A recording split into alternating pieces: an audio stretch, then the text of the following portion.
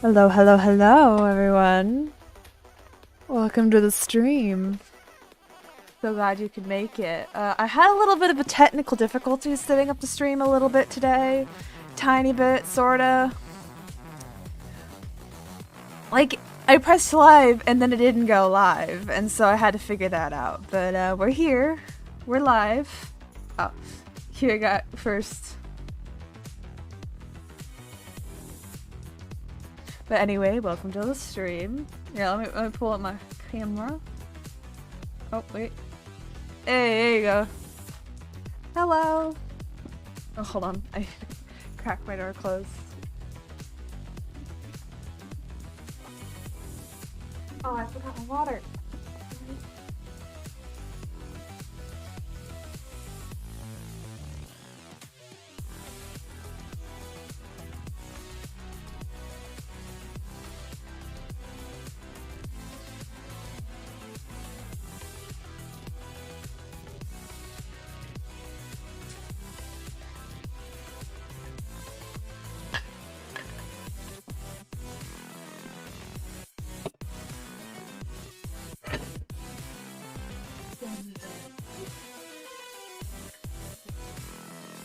We could start the stream now. Anyway, hello everyone! So glad you can make it. Oh, that's awesome! I'm glad that you could still make it, Lazy Paradox. Good luck with work.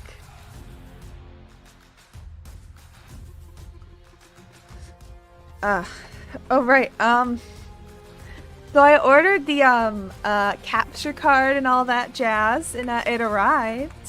This lovely, well, I mean, there was another Amazon package, but I kind of took them all out of their little packages and I put it in here. Just because I thought it'd be fun to show. So I got a bunch of these because I was running out of plugs. I got like 5 of them, I think. Welcome to the stream, Variety. I just realized that I forgot to do this. There we go. I fixed it. We're all good now. Yeah, there's 5. There you go. These are just actually for me mostly, because I realized that I was running out of little cubes, so I bought some of those. And this is an adapter because I don't currently have a monitor that has a HDMI port, so I got this. It converts to VGA because this monitor in front of me has a VGA port, and I'm gonna use that. And then this is an HDMI cable, and that goes with the HDMI splitter I got. It also came with kind of a flimsy feeling mini USB cable. Lovely unboxing we're having. This thing is the main reason why I bought these. This is the capture card. It is the cheapest HDMI cable capture card that money can buy. And it's also the best bang for your buck. So yeah, I got it off of Amazon. It had really good reviews too, so it's also made out of metal. I wasn't expecting it to be made out of metal. I thought it was made out of plastic, but no, this is metal. I don't know if you can hear that, but that's metal. This is just a USB extender. That's what that is, because it's just like really big, and I don't want it to inhibit any of my other USB ports. This is an aux cable. I have another aux cable, but I bought it broken. This thing has been broken since the day I bought it, so that's fun. And then this is another mini USB cable, and that's for the not here thing. Oh, right, it's for this. The aux cable and the mini USB is for this. See? There you go, and that's all the things that I bought for the Switch. It's over there. We might have some Switch games I'll be playing next come around, so we're looking forwards to that. Putting it back in the bag.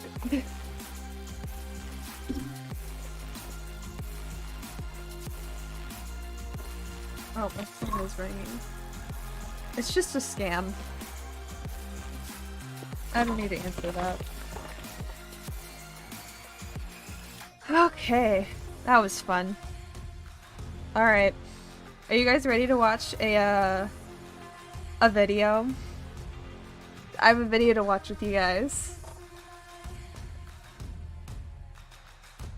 It's by a YouTuber called Illuminaughtii. I like to watch her. Well, we might not watch all of this, but I just wanted to watch it because it was about PragerU. That's the only reason why. Women in the United States and in Western Europe are the freest and most liberated. I should probably pause this. There you go. Pause the tunes. There we go. Income inequality is actually a good thing when it's the product of a free market economy. As for the charge of genocide, there was no genocide. The United States. I feel like I am.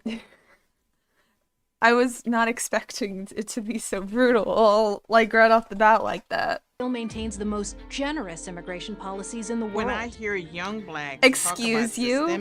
Excuse you? Ma'am.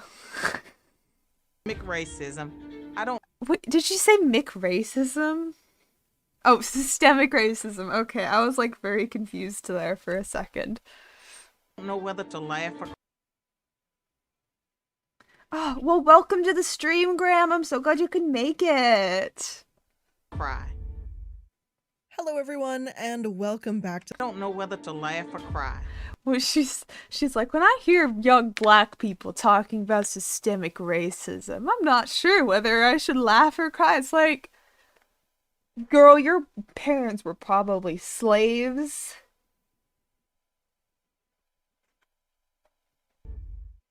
Hello everyone and welcome back to That's the all I have channel. to say. I'm Blair, or the Illuminaughtii, and today we're going to be talking about a topic that was requested to me That's a kinda couple mean. of times called Prager University or PragerU. Now, PragerU, if you're not aware, is an American media company that creates videos on political, economic, and philosophical topics from a conservative perspective. Now, on the surface, that doesn't Oh wait, let's sound make sure to like the video. Okay, we continue now. awful by any means. I mean, everyone's allowed to have their own viewpoint, obviously. If someone makes videos from a far left or right-leaning perspective, that's fine, that's their right, and I'm not trying to knock that. However, for me, PragerU's issue isn't that they express their views, but that their videos are trying to rewrite history and contributing to the spread of misinformation. But before we get into that, we need to jump right into who Dennis Prager is and why he even founded this university, with lots of quotes around the word university. So let's jump right in and do some actual learning about PragerU. I really do like this channel. It's very nice to watch. Dennis Prager, a conservative radio talk show host, and Alan Estrin, the radio producer. You know, I should probably change the title of the stream.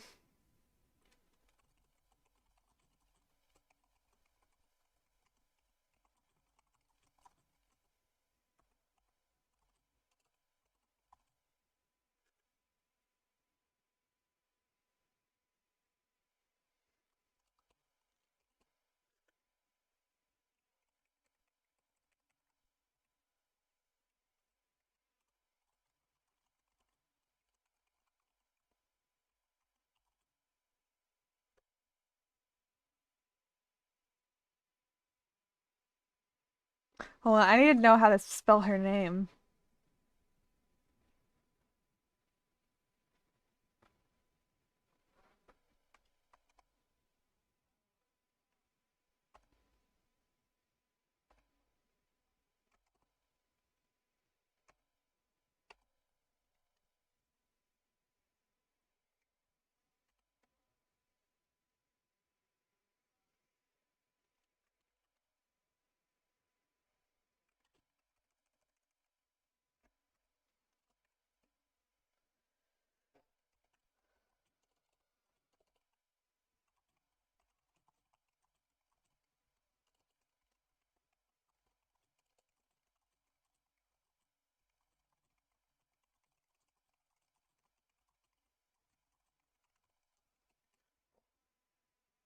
Okay, there we go. I finished. We're all good.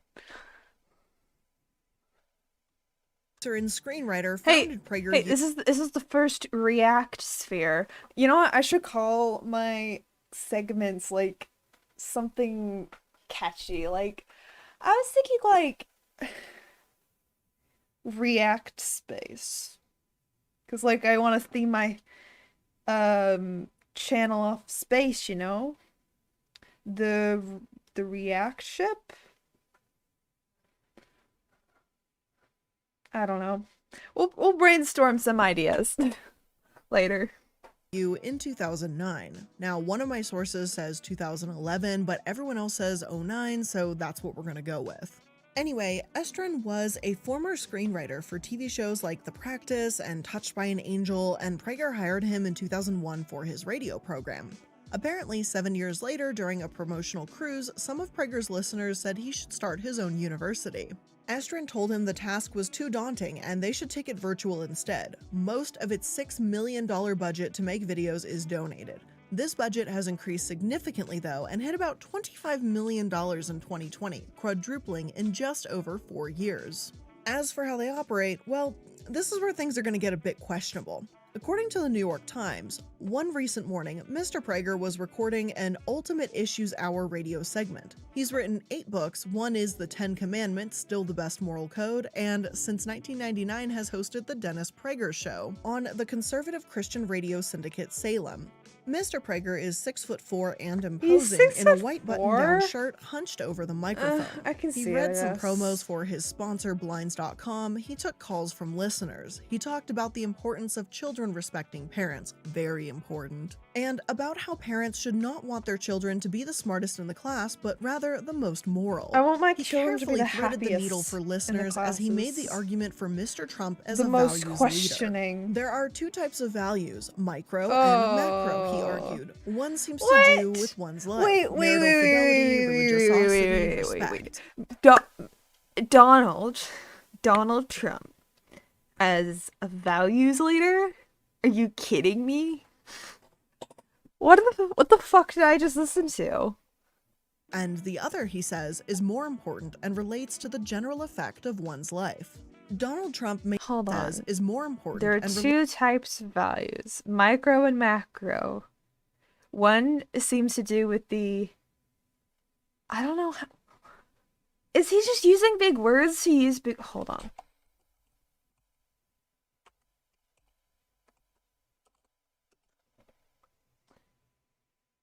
Minutiae. Minutiae. The small, precise, or trivial details of... Yeah, okay. The minutia.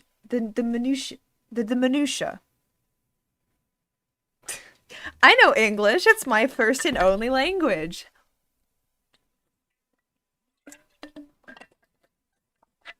Actually, my first and only language is dyslexia. Okay. Marital fidelity, religious respect, religiosity, and respect. What? That doesn't make any sense.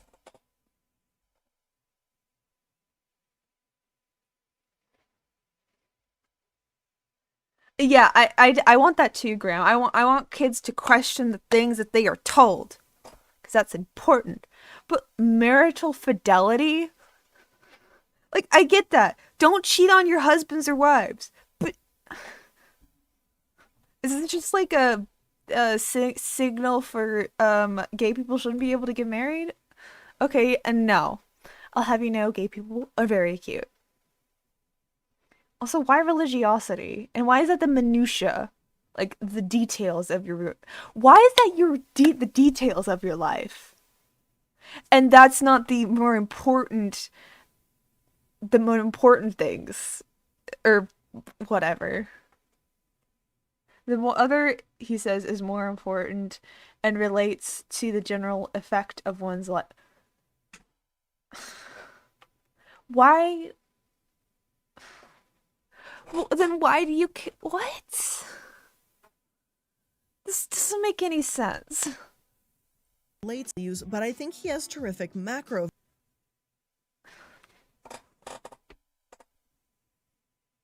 That's why it doesn't make any sense, is because it's not meant to make sense. It's just meant to make him sound smart. Obviously. Values, Mr. Prager said. Smart, when it comes to politicians, he said he marks a unearnedly. sharp divide between political life and personal life, and he marks a sharp divide between political life and personal life. Yeah, but like Trump didn't have that. His political life and his personal life were like this. His political life was his personal life. His personal behavior is irrelevant to his public. What if his public behavior is also horrendous? What then? Argues that the president's personal behavior is irrelevant to his public message. This is a new line of argument. Oh, yep. On those micro values. This is the new line of argument. Yep, he's a longtime opponent of same-sex marriage. Oh.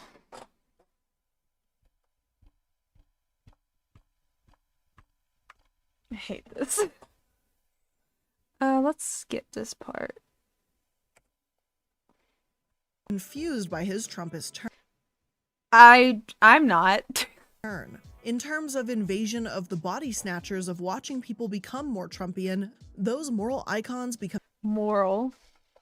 shills. They were always shills. That's the whole point of they are shills. I mean, okay, I won't say all of them are shills, but like basically anybody who's right-leaning, I have a question on like if you should trust them in anything.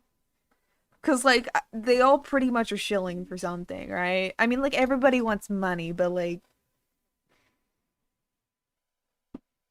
you know?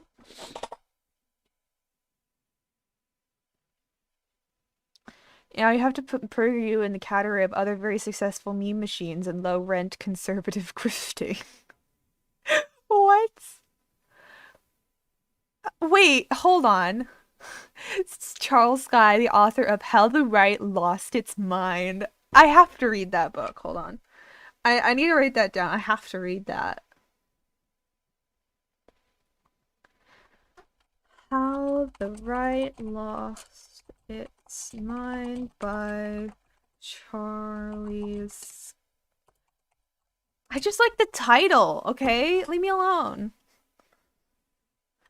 Used to occasionally substitute. What does that mean? Does that mean he used to like step in for him? It's interesting that he's saying that.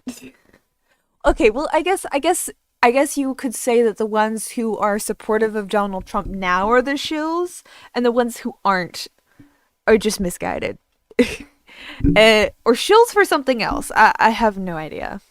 I don't know. It's an interesting concept. Like, how are all right-wingers like shills or whatever if some of them didn't go the Trumpist route? I mean, I guess it's also kind of like maybe they're just shilling for a different type of person, but at the same time, a lot of them quote like just not feeling comfortable with supporting that. I don't know. I hate it whenever I find out that things are a lot more complicated than I thought that they were, especially like this, because it's just like, now I have to like learn a whole new thing. Anyway. He is way up there, said Charlie Sykes, the author of Other Odd, and what strikes me as hypocritical here is that Prager insists being intelligent isn't what's most important. It's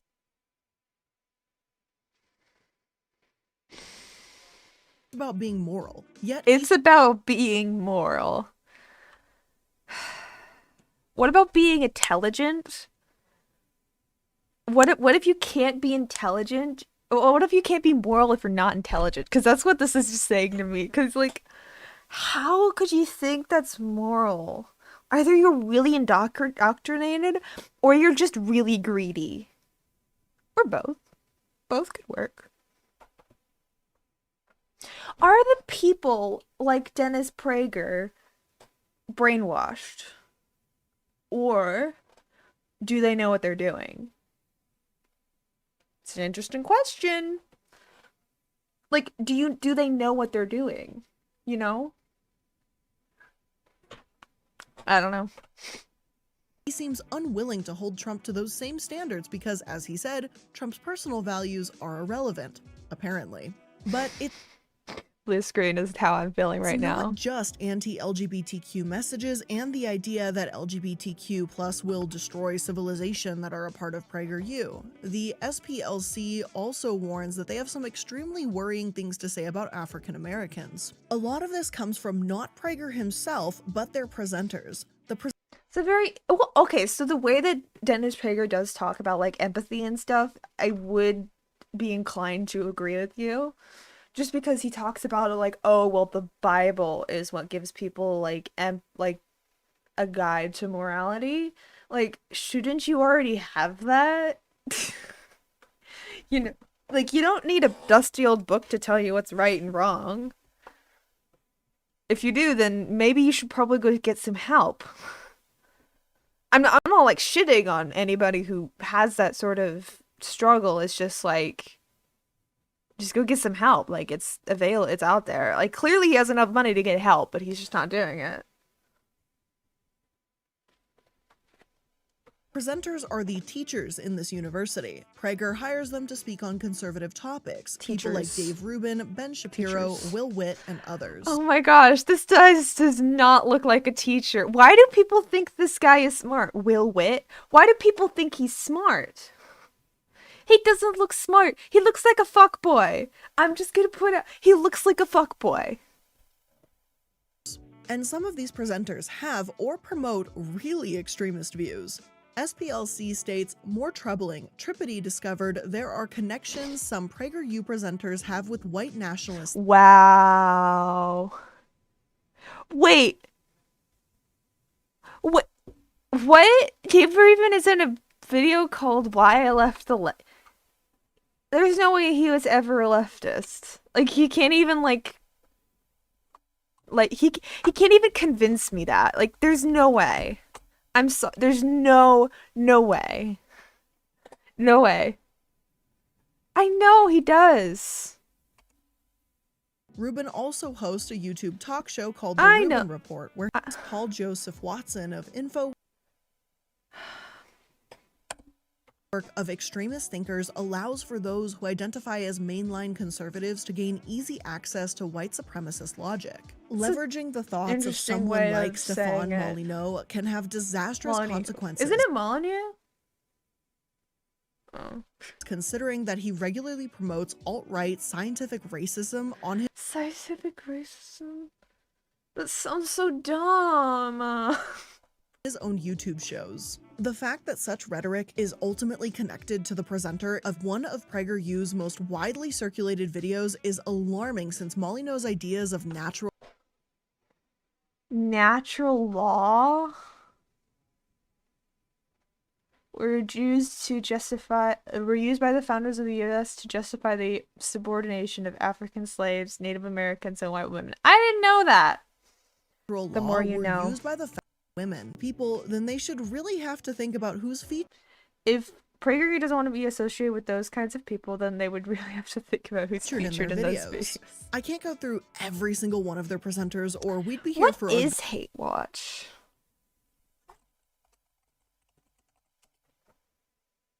Oh, it's a blog that monitors and exposes the activities of the American radical right.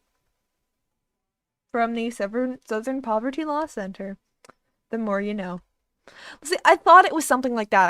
I've not actually ever looked it up. Good year or two, but it doesn't take much Googling to see some of the worrying stuff that's come out of people like Dave Rubin's mouth. He's talked about the supposed link between race and IQ with my gosh, I can't believe that I vaguely believed this at some point. Like, I was like, I mean, I guess it makes sense, but I don't know. But like when Vosh explained it and I watched it, I was like, that makes a lot more sense. He said, and I quote, "I have always condemned the violence that has come out of Antifa and the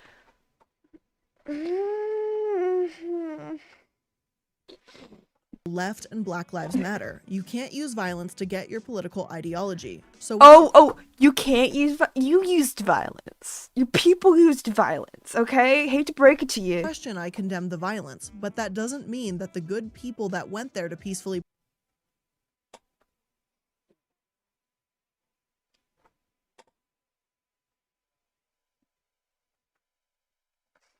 protest. They're not evil and bad. Yeah, be thankful So, that you never did, He's Graham. holding people with his own It's a values to deep, completely dark separate rabbit standard. hole. He even laughs and takes this tone as if he's scolding a child when he says, "You can't sit at Nancy Pelosi's desk and open her mail," and it is what it is in regards It is what it is.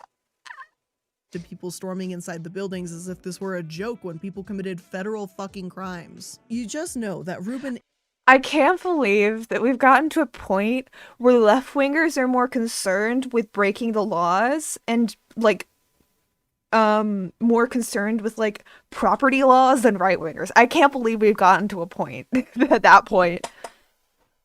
Like, I don't think I've even seen one right-winger who has been concerned with the property damage at the Capitol. Like, oh my gosh. Like, what? Like, I'm more concerned about the property damage at the Capitol than right-wingers are. Like, I can't believe we've come to that point. I can't believe we've come to this. isn't sitting there after a liberal protest saying, "Hey, I know they're good people," the way he did after what happened at the Capitol. PragerU is giving Ruben a platform as he's again one of their presenters. On their website, Prager says it's solely responsible for the content of PragerU videos and they are not responsible for, nor do they agree with or potentially Oh, hey, if you haven't liked the stream yet, make sure to do that. I would really appreciate it if you could do, just go down there and hit that like button. I'd really appreciate it. endorse anything said or written by presenters in any other forum. That is And I get true, that. Graham. Hey, they may have some healthy disagreement about a few things with their presenters from time to time, and that's okay. But when someone has a pattern to promote and endorse white supremacist views that you claim you don't agree with, then why would you host them in the first place? As a side note, it actually amazes me that Ruben and PragerU work together because Ruben publicly came out as gay, even though PragerU has— Wait, he came out as gay? Ruben is gay? What? Wait, what? and PragerU work together because Ruben publicly came out as gay, even though PragerU— What? Since when? I didn't know this. Hi, baby girl. You see her? Actually, no, you can't. I know you can't. Annabelle. Here, you want to go on camera now? Say hello, Stream. Oh, Stream would like to say hi to you. Say hello, baby. Hello, Stream. Hello.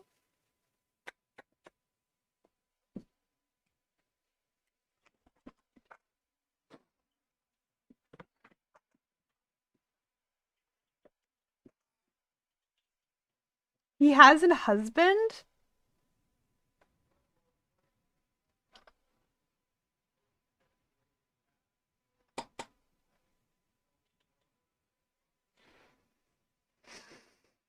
Y'all react. There's a really big delay this time. Oh, he is? I did not know that. The more you learn, the more you know. I did not know that. I'm surprised that he works with Dennis Prager. has a history of publishing anti-LGBTQ content. Genuinely, Vlad I'm like has shocked. a list handy on their website if you want to see it. I'll I just had no read idea a few he was highlights gay. from their article that illustrate a pattern of PragerU being incredibly transphobic. PragerU releases short videos on their site, app, and via YouTube, Facebook, Twitter, and Instagram. Last week, the nonprofit organization was in the news for being home to an interview with TV host and actor Mario Lopez on The Candace Owens Show, in which Owens asked Lopez about parents supporting their transgender children, referring to it as a weird trend. In a video titled "Dangerous People Are Teaching Your Kids," contributor Jordan Peterson included the idea that all sex differences are socially constructed and No, Dave. D-A-V-E. That's what Lazy Paradox said in this YouTube chat. fabricated gender pronouns among the supposedly evil ideas being taught in schools. The supposedly evil ideas. today. Okay. And another part he being yourself is great. There you go. I fixed your statement. I fixed it. That trans is great. Contributor Abigail Schreier produced a video insisting that trans rights and specifically pronoun usage is totalitarian. Honestly, I the hate host and that. guest Michael Knowles equated being trans with being schizophrenic and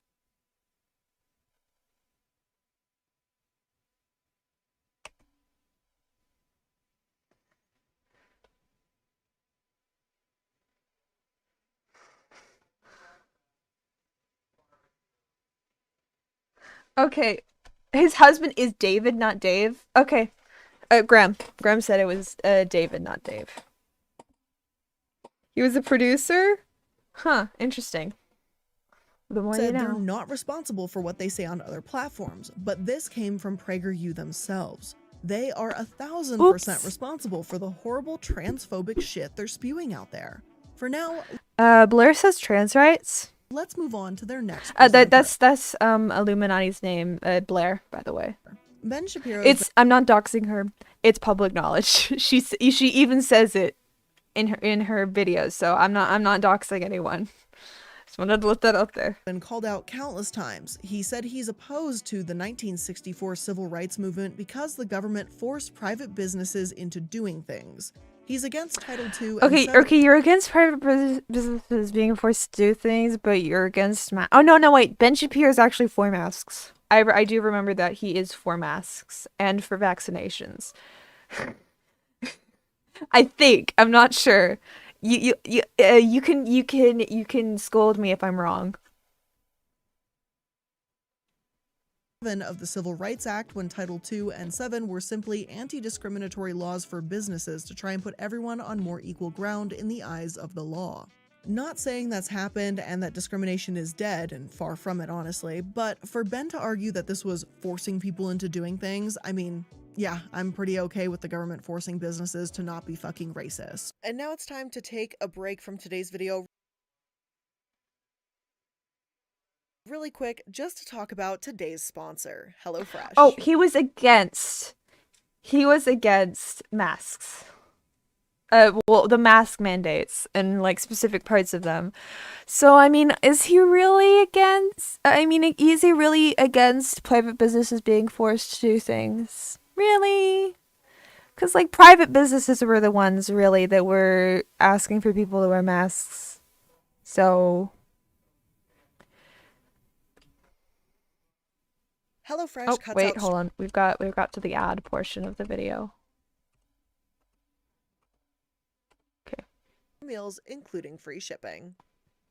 There's plenty of videos online debunking Shapiro. When you thought that was a meme of the lesbian community, I didn't know that. I've never really been in the lesbian community, I guess. I've also just kind of do my own thing.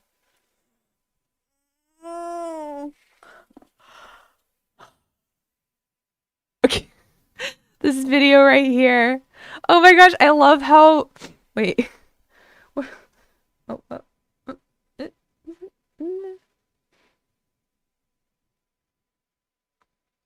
don't know what that was. With the most shipping. There's plenty. I love how these are the videos that come up. Plenty of videos online debunking Shapiro with the most basic of research, and yet he continues to willingly Look, there's Vosh! Misinformation. He stated that because there's laws in place against redlining, banks refuse to give a loan to people because they live in low-income areas, or this kind of systemic racism just doesn't exist. People have pointed out that redlining. I don't know who any of those people are. I'm not very up and up on communities anyway. Does in fact still exist. Hell, even The Atlantic was saying it was alive and evolving just a few years ago, but I guess Shapiro is of the mindset. Man, I hate this world sometimes so much, but I try to keep going, I try to keep my hope alive. Like, hey, if these discriminatory acts are illegal, then they must not be happening, despite the evidence that they are. Okay. I mean, rape is illegal, but rape still happens. Now that we've got a feel for PragerU's presenters and their background, let's take a look at their content. We've already caught a glimpse of some of the transphobic snippets, but I went directly to their YouTube channel to see some of their more well-known content. Oh my gosh. One of them was a video wait. Why do they have two KKK videos? They did the mat. to their YouTube channel to see. It's like a joke. It's like this is like more ridiculous than parody. Some of their more well-known content.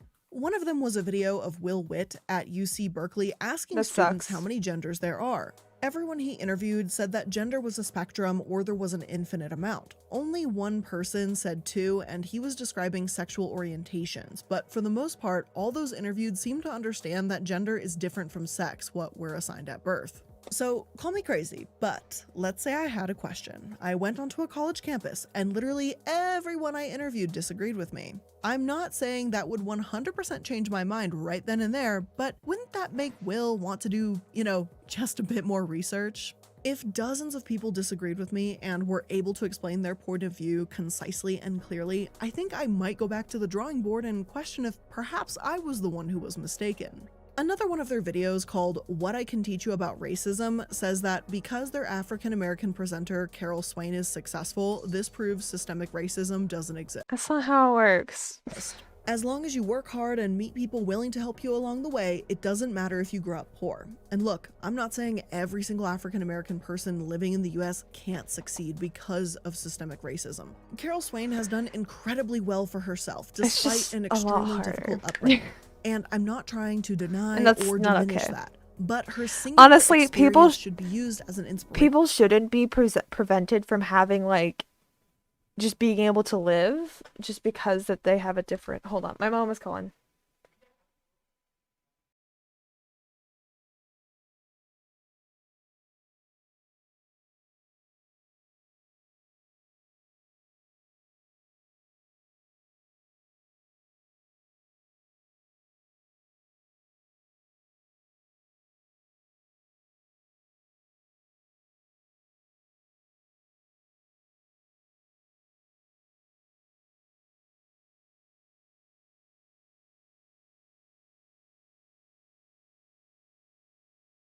Sorry, my mom just kind of forgot that I was streaming today, so we're back. It's all good. Not a way to discredit but her extremely difficult upbringing. And I'm not trying to deny or diminish that, but her singular experience should be used as an inspiration, not a way to discredit countless other people's experiences of those who have been let down or oppressed by a system. At Vanderbilt University, where Miss Swain taught, students accused her of being discriminatory, and she called these students sad and pathetic. Swain has also spoken out against Black Lives Matter, Muslims, and has— What? This black woman is racist? No way. Even said this in her classrooms. I get what she's saying in the PragerU video when Carol says that your start in life doesn't determine your end. It's true that your attitude and how hard you work can hopefully become the most important factor in establishing who you become. I'm mostly with her on that, but not 100%, but that's a thing for a different— I don't think that people's anything should, other than I think that people should just be allowed to live, I don't think that anybody should be prevented from having a happy, healthy life where they can afford to eat and not go hungry every night. I think that everyone should have that. And unfortunately, in our society today, not everybody has that. Different day. But she follows this up with, when people bring systemic racism up to me, I don't know whether to laugh or cry. Yes, she worked her way up from what she described as being dirt poor, and that is fantastic, and that's inspirational. But that doesn't mean systemic racism does not exist. It doesn't mean redlining. doesn't exist. Both of these things can exist together. Your past does not have to determine your future, and African Americans do face systemic obstacles. But that's just a couple videos we've gone through now. There's many, many others. I'm going to look at just a few more before moving on to the controversies PragerU has faced as a company. One of their transphobic videos is called The End of Women's Sports and has one female presenter say that she used to be the top female sprinter before 2 transgender women passed her in a race. She talks about how hard it was to get where she is today and how men can outrun women very easily. But here's the thing, the women she was competing against, they're women. I understand that biologically her competitors were born male, but she doesn't talk about any data in regards to how women's bodies change when they're taking hormones. Also, as a side note here, this specific PragerU video was sponsored by ADF, Alliance Defending Freedom, and I do have a script for them. We're gonna talk about it. Michael Ferris, you are yeah, on we're my gonna radar. we're gonna watch that video. Samantha Lux, a transgender YouTuber, actually has a fantastic video about trans athletes on her channel, which sources the Journal of Sporting Cultures and Identities. And if you want to watch it, it's going to be available in my sources below. Ooh, she sums up that's the studies interesting. she sources quite nicely and explains that after hormone I definitely want to go transgender look. women's I want to ability watch to this compete video. is no different than their cisgender counterparts. The other argument is that transgender women will retain their athletic ability, including their larger build. Yet, studies show that the disadvantages from hormone therapy, especially in runners, balances this out. Decreased aerobic capacity and decreased muscle mass are disadvantages introduced by hormone therapy, which changes people significantly. I've never for actually seen PragerU the to actual use their stats data on as that, proof so that it's trans women interesting. shouldn't compete in sports is not I'm only surprised going that I against found what this from this actual video, not scientific like studies show, a different but video. to title it The End of Women's Sports is transphobic as hell. They also have a video called How to Steal an Election Mail-in Ballots. That is just as bad as it sounds. There has been no evidence of voter fraud. Even judges that Trump himself appointed can agree on that. Hell, Georgia confirmed Biden after 3 recounts. We know this, and yet... Hold on. The juxtaposition of these two. I love this so much. Hold on. I want to frame this picture on my wall. I just love this juxtaposition so much. It's beautiful. It's wonderful.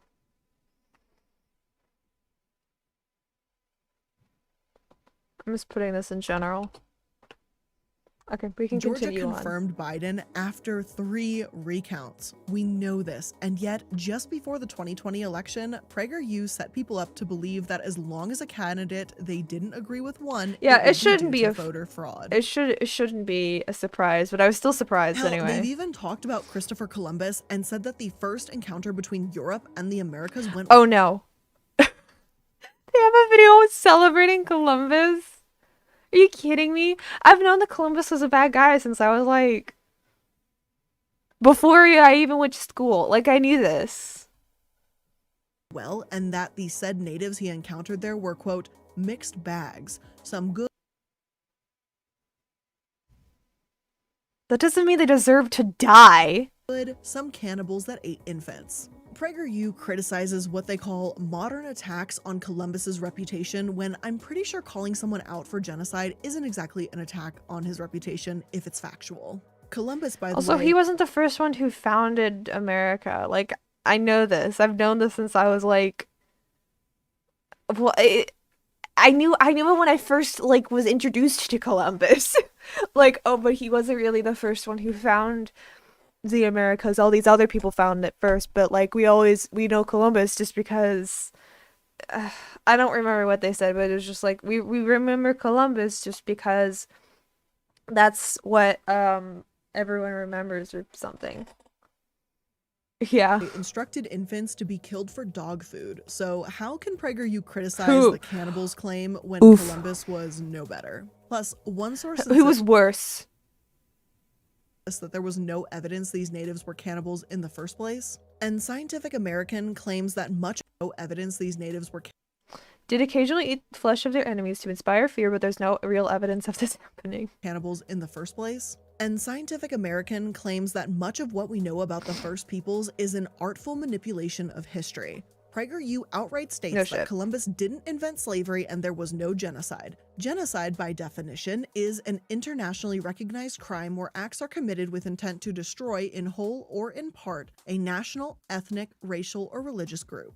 There is a ton to debate about if Columbus committed genocide or if he committed atrocities that would, eventually, lead to the genocide of many Native Americans. One source says, Columbus was clearly no friend of Native peoples, but a document discovered 10 years ago in Simancas, Spain, suggests he was an equal opportunity tyrant. Witnesses testified that his brief government of Hispaniola was marked by routine cruelty not only to the native Tainos but also Spaniards who defied or mocked him. Yikes. A woman who reminded Columbus that he was the son of a weaver had her tongue cut out. Others were executed for minor crimes. Oh my gosh. Colonialism is never pretty, and in his treatment of native peoples, Wait. Columbus was following. Columbus invented slavery?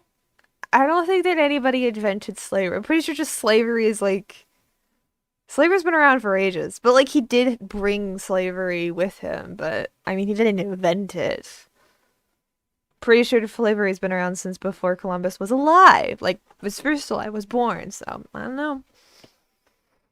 Cause that's what the video said. They said that he didn't invent slavery, which is technically true, but I'm pretty sure he brought slavery to the New World, because that was like, he was the first one who brings slavery to the New World. I'm pretty sure that's what he did.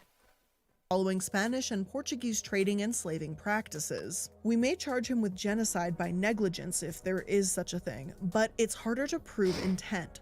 Columbus wanted living and multiplying subjects to tax and govern. He was not interested in depopulating newly acquired territories. Was Columbus an active protector of Native Americans? No. Did he wish to eliminate them?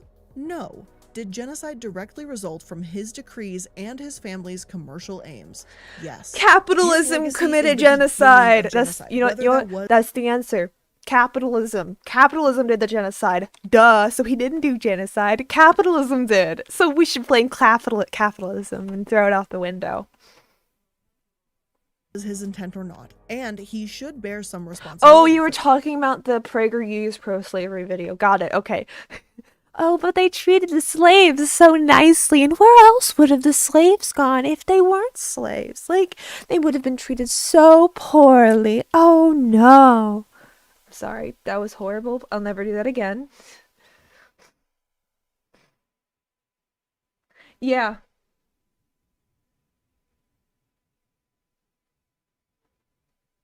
Yeah.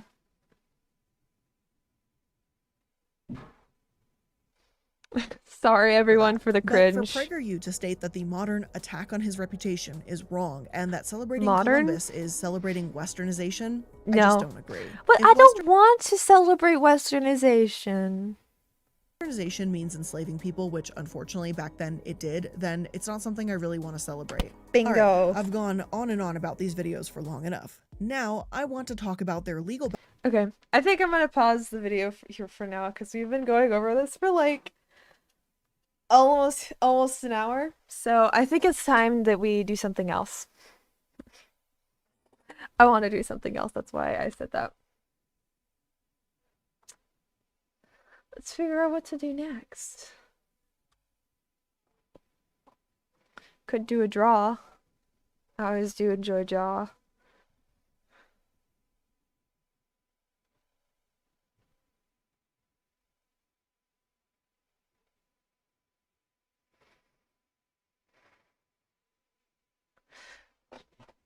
Yeah, for now. We can finish it later.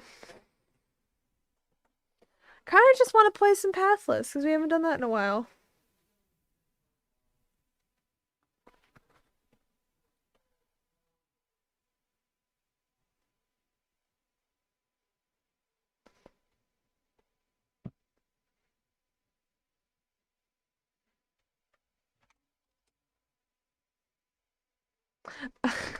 All right, I'll do draw. Because I was already planning on doing that.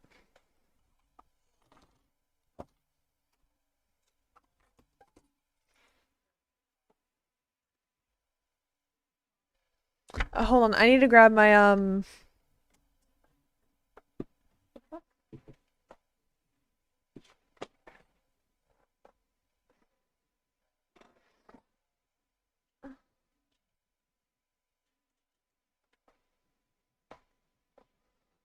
Whatever.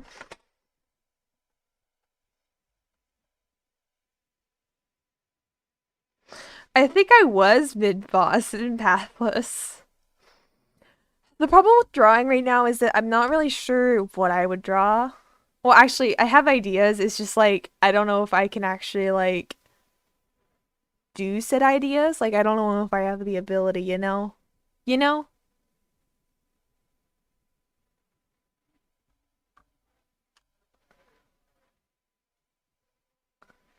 Hold on, I'm gonna have to resize the chat because sometimes it gets all wonky. No, actually, it's fine this time. What do you know?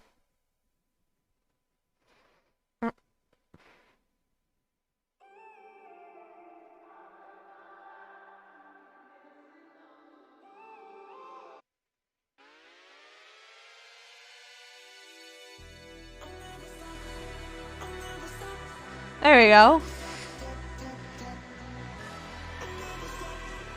Got the music going.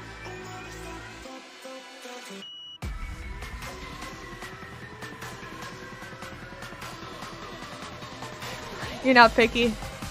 I don't think any of you guys are picky. There you go, we got the art up.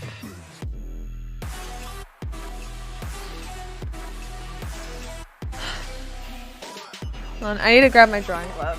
It's down here. Don't ask me why. It's just, okay. Oh wait, no, it's over there.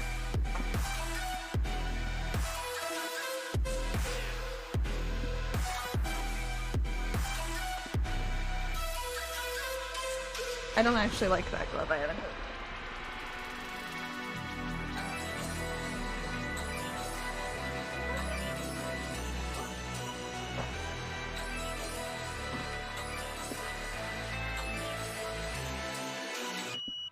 Where's my glove?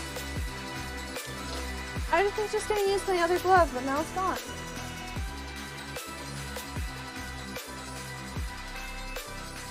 I'll probably find it like after stream, like I always do. It's annoying. I should probably just like put it away, you know? Actually, I've been wanting to make a reference sheet again for Sylvia because I don't think that the reference sheet I have for her is very current.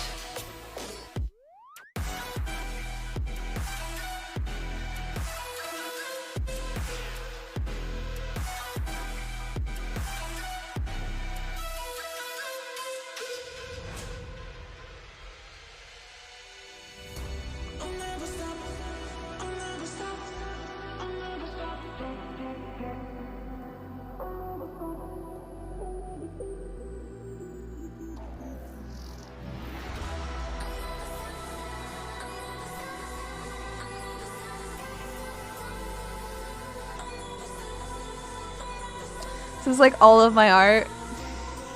Oh, actually, some of it I don't have anymore because the computer that was on, I didn't get it off of it, and When we made our new McDonald's yeah. nuggets, you were praise hands emoji. Then we ran out, and you were screaming tears emoji. Now they're back, so you can be grinning face with sweat emoji. Order ahead on the McDonald's app. Ba-da-ba-ba-ba. For a limited time at participating McDonald's. Looking for the reference sheet, looking for the reference sheet, looking for the reference. This is it. Mascara from L'Oreal. Voluptuous volume, intense length. Take your lashes to paradise. Lash Paradise Mascara from L'Oreal. Yeah, I've actually changed her character a lot since I last did this sheet, so I have to do a lot of editing. You could have spun some vinyl. I've also improved a lot in my art skills. You could have listened to an 8-track tape. If you knew what an 8-track tape looked like. But you listened to Spotify. Thanks for that. And you still You're have welcome. hundreds more playlists to enjoy. Nah, I just use this for background for my streams. I don't use it for anything else. When it comes to my favorite TV shows, I've got a lot to say. So much that I've been wanting to make a podcast to share my thoughts with the world. Now I can with Anchor, Spotify's free podcast creation app. Anchor's easy-to-use tools are designed for every creator. There you go, that works. Limited episodes and get them heard everywhere. But I just want to do it like for everyone to hear. Head over to anchor.fm/get started to download the Anchor app and make your own podcast for free.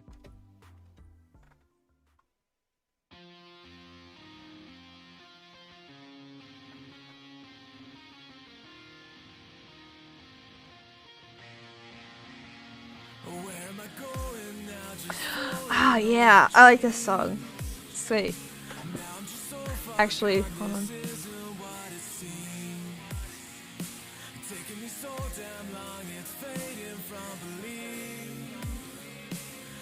I was gonna do this, yeah.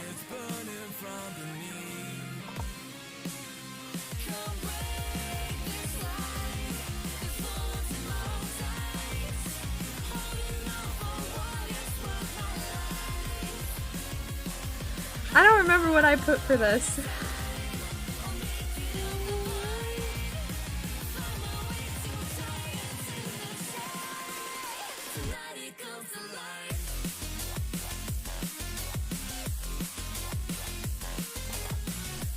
I was like, make a new, whatever. Yeah, new view.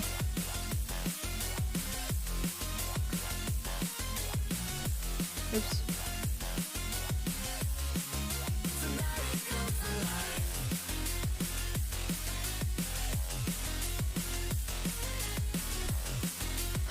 Actually, we'll put this up here, and then we'll put this one down here.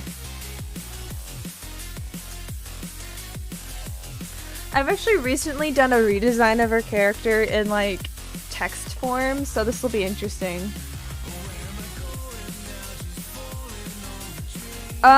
Kiri's sinuses have been acting up. She did have a sinus infection recently, so I don't know. It should be gone. Shouldn't be here anymore, but here we are. And I do believe that I forgot to turn on the drivers for the tablet. Oops. Let's just go ahead and like break the stream while we're here.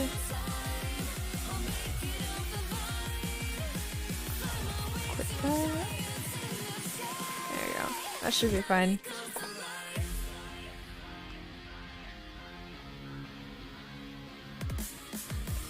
Yeah, okay, that's fine.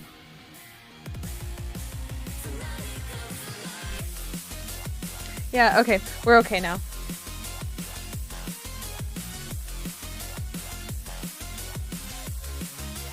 Time to sketch. One of my favorite parts of drawing. Sketching, yay! I need to figure out what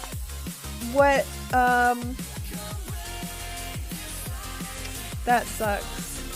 I'm trying to figure out a pose to do now. I'm probably not gonna do like both sides like I did over here. I'm just gonna do like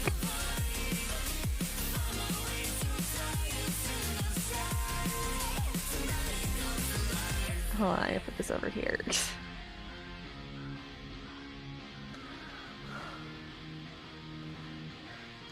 Yo, y'all still here? Y'all with me? Are we good? It says my internet's fine, so I don't know. Whatever. It's time for draw.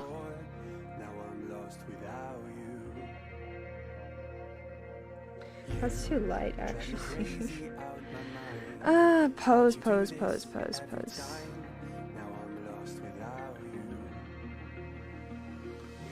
Okay, let's actually... Oop. Hopefully my drawing tablet being weird doesn't get rid of my stream. Oh, make sure to like if you haven't. Very important that you do that.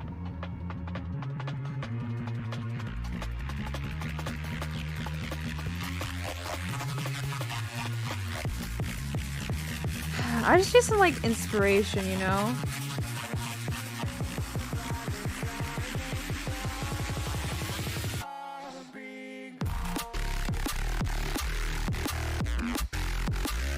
could just use this. It's just for probably inspiration. I might have to like go out and look for something to draw on. I'm not very good at coming up with poses. I suck at making poses.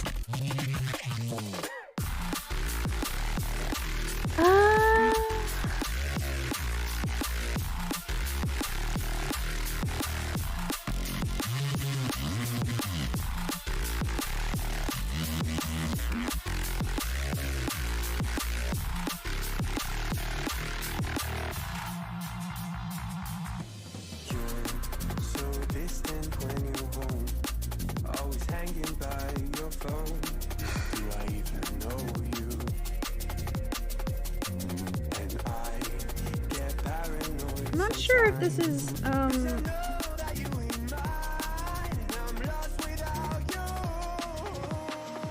oh, it's because it's really thin. Okay. That's a lot better. I don't know what I was doing there.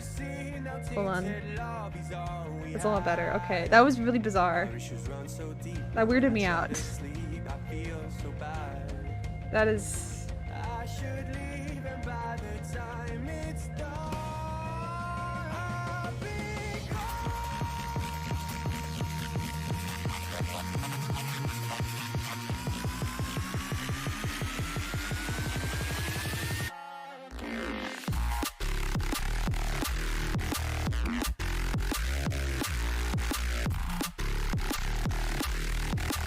Why is this so...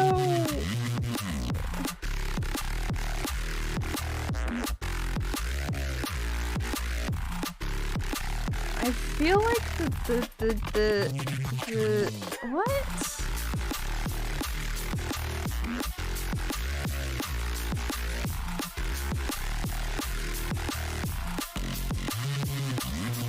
Where did I even have this at before? I don't even remember.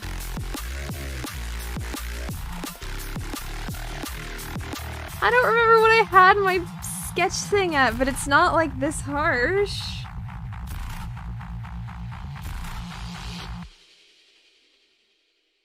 Okay, that's better. I don't know what that was. I think that's better. I don't know. I don't like it being that intense. I just, like, my pen isn't, like, the right thing that I want.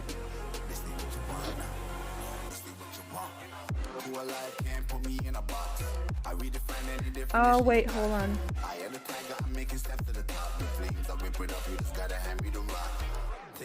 There you go. Okay, that's better.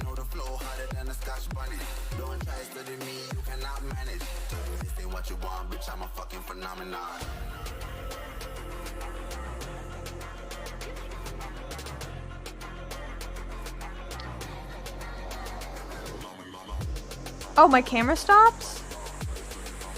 Oh. That sucks.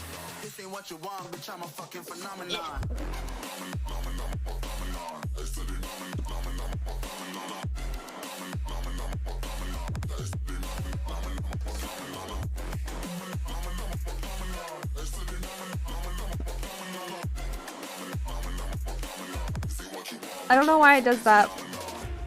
I still haven't figured it out.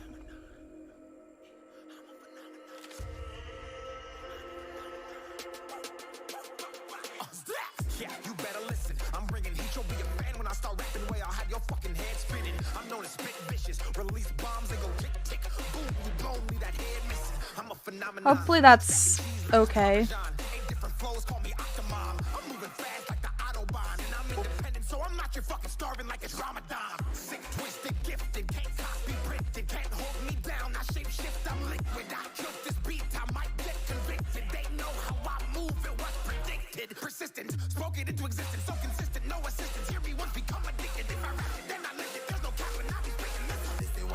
Whatever.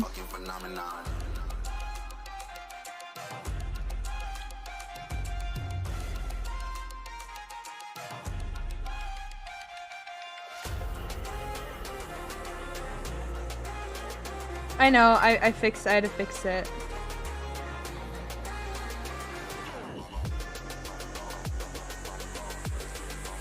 Maybe I should just like practice faces.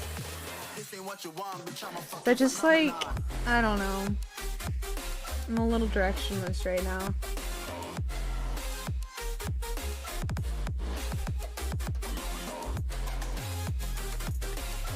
You know what I should do? I should just draw the body and not worry about the face right now.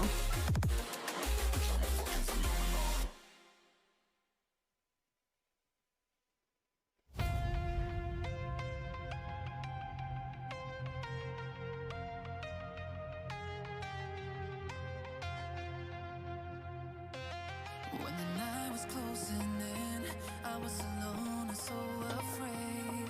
Couldn't see the light. No. Then my world began to spin. Where's the beginning and where's my omega? Had to make it right. Oh yeah. There's a moment when you know that every teardrop has to go. They be piling up inside. Inside there's a glow. Could this moment be meant to be? Lose the shadows and you'll see. You know what? I just had the urge to draw Phoenix, my other character. So that's who's this is gonna be.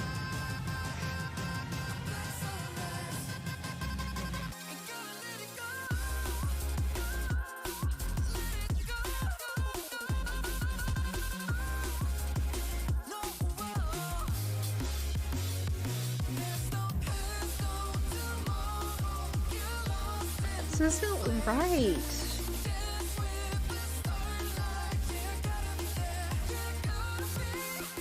That's better.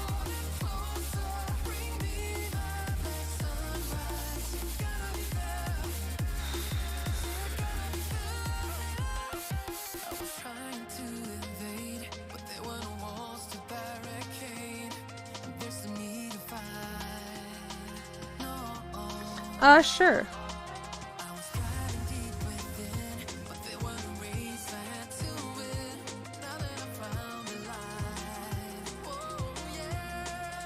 Black Sunrise. Yeah, Black Sunrise is what it's called.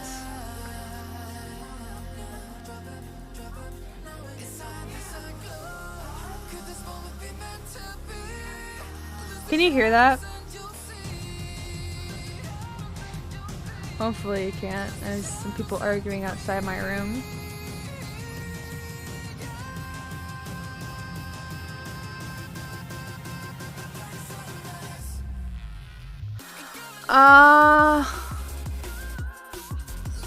Andreas Stone and Dennis Jam. Denzid Jam. Here. It's this song right here. There you go. You got it?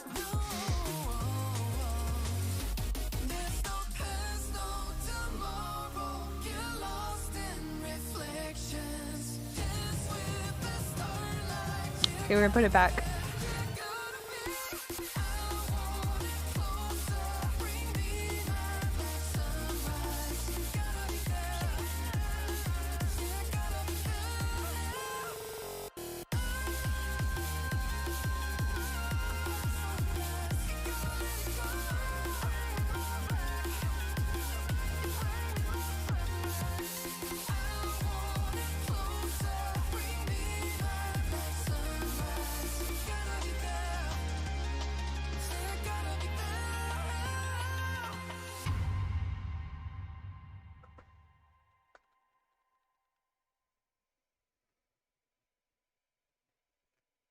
When we made our new McDonald's spicy chicken McNuggets, you were praise hands emoji. Then we ran out, and you were screaming tears emoji.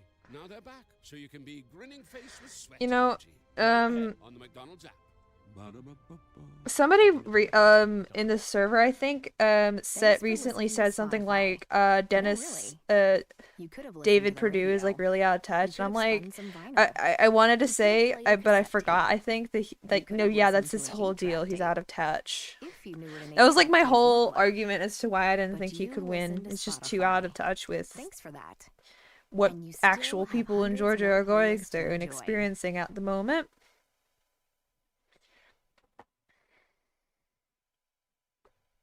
Are you having trouble falling asleep? Why not try a free meditation to help ease your mind and body into peaceful sleep?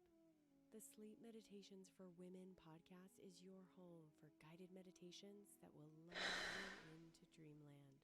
Meditations like Relax Your Body into Sleep and When You Can't Sleep are just a click away.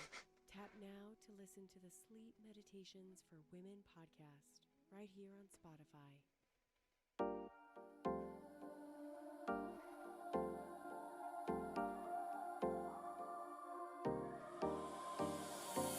Time for a love potion, a little sweet and spice. Throw it all in a cauldron, mix it up real nice. Fire in my eyes, stir counterclockwise. I dream of you all night. Filled with emotion, follow the signs. With this love potion, you will be all mine. I'm pulling you closer to me. You're finding it harder to breathe. The magic is taking over your mind entirely. I'm the only one that you see. I got what you want, what you need. Before you know it, you are falling in love with me. This looks kind of silly right now. Don't worry, there's a point to it.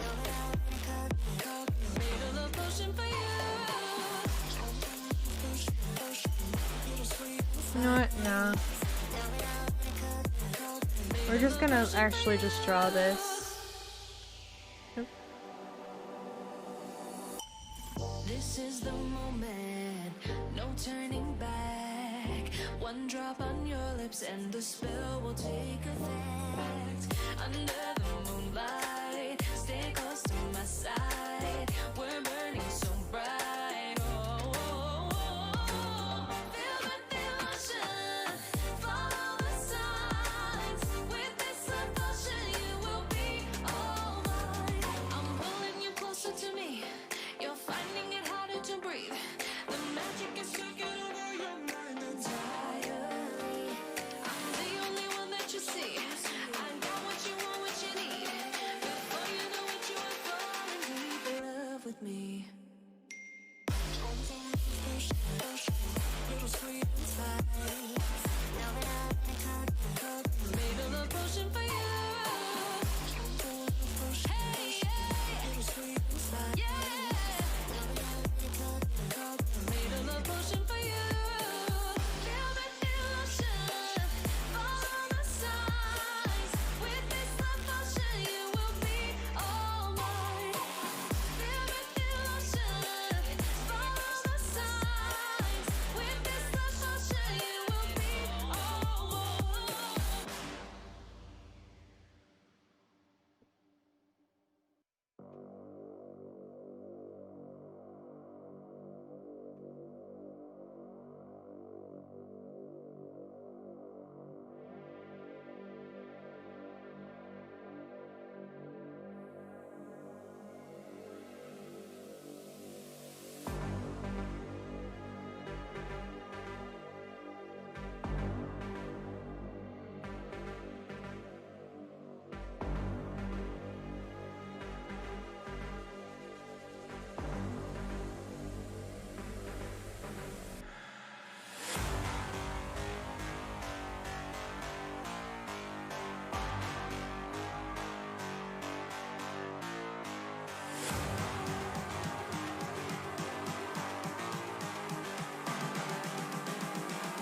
I'm just calling to say I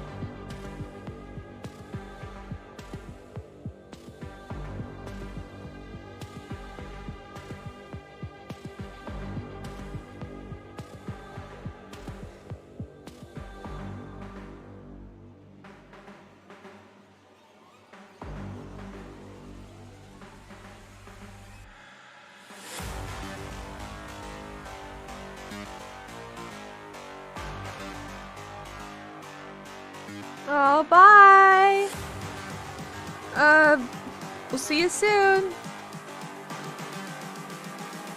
I'm just calling to say Corporations are people too. It's my focused face, by the way, if you haven't seen it yet. Is there anything you guys want me to talk about while I'm drawing?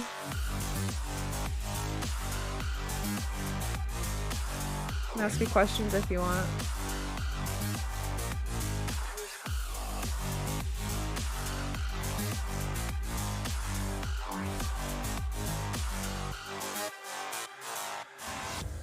Impromptu Q&A stream.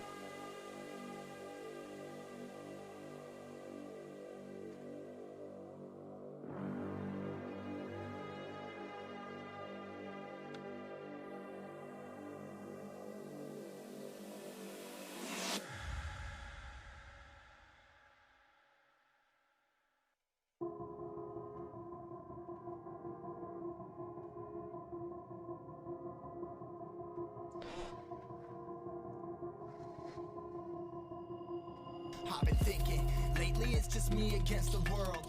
Round and round I'm caught up in this swirl, trying to dig and trying to burrow. Pressure turned this stone into a pearl. Lessons that I learned weren't always thorough, sugar-coated like a churro. Now I'm really out here. Did you just say sugar-coated like a churro? Done extending out my arm. Made a lot of money from my poems. Been around it, now they say I'm on. I can finally say I'm up now. I'm up now. 20,000 on a bus down. A bus down. I'm on my way up, going up now. Up now. And I ain't never gonna touch down. Touchdown. I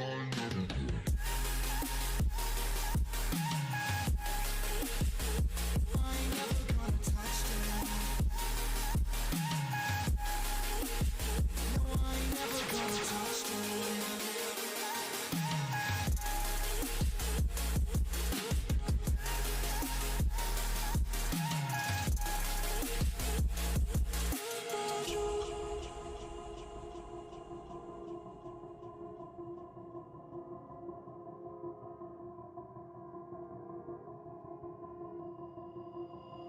Mine's on, I can't turn it off. Late nights and I'm turning up. Hate life, then I learn to love. Down and out now, way above. I always You don't have to have questions if you don't have any. like an addict, it's a habit. I'm a fiend, feeling that rush. Rocket ready to launch. Hands up, ready and gone. Been waiting too long. Trust on plenty, that's wrong. Old me's dead and that's gone. Thank God I'm headstrong. I don't wanna wake up in a doubt that I ain't show 'em everything I'm about. I ain't never going out. I ain't never did it for no clout. Now I'm sitting pretty on the cloud. I say I'm up now. I'm up now. 20,000 on a bus down. A bus down. I'm on my way up, going up now. Up now. And I ain't never gonna touch down.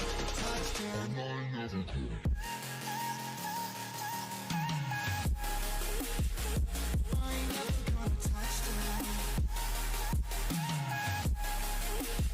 No, I ain't never gonna touch down. I'm up now. 20,000 on a bus down. A bus down. I'm on my way up, going up now. Up now. And I ain't never gonna touch down. Touchdown, yeah.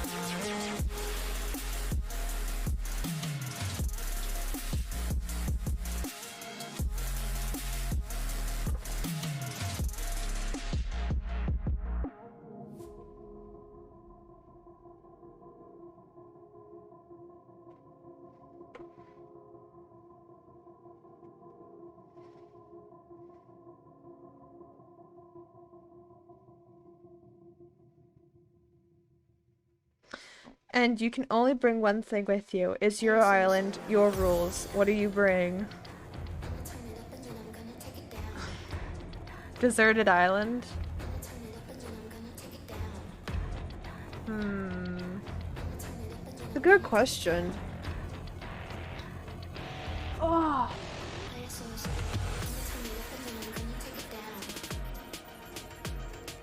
Can the one thing have things in it? Or like, can the thing be like composed of a lot of other things? Or is it just like one thing?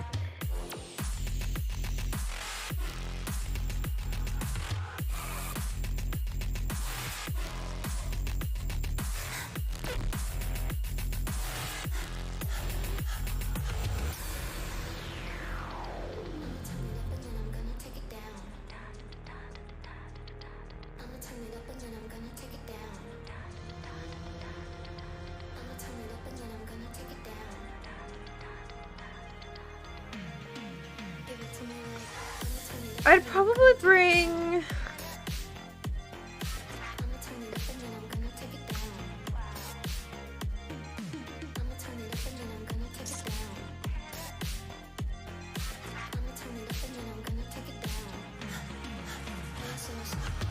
I'm not sure. Honestly, I'm not sure. I haven't really thought about this sort of question before.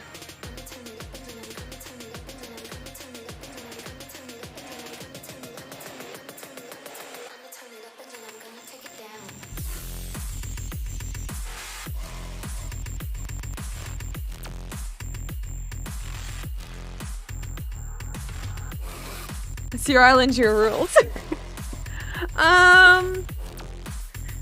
I'd probably bring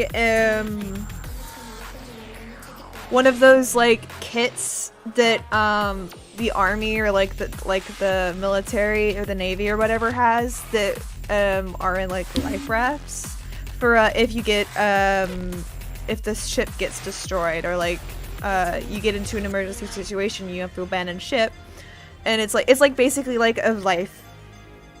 It's a life preserving kit that basically it has all of the things that you need to survive. It has like rations, fresh water, it has like machetes or whatever, it has like signal things, it has a way to start a fire, you know, all that jazz. So I would probably bring that.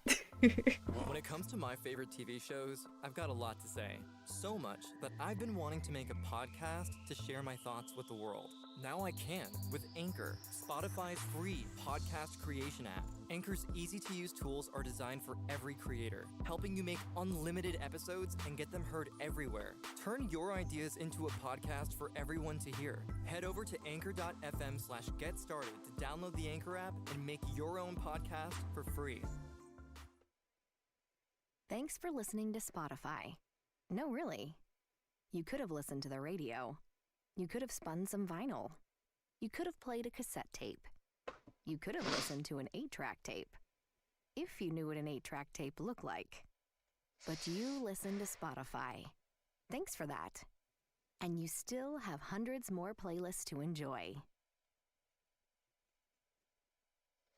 Drawing people is hard. I don't know why I do it. Well, that's my answer.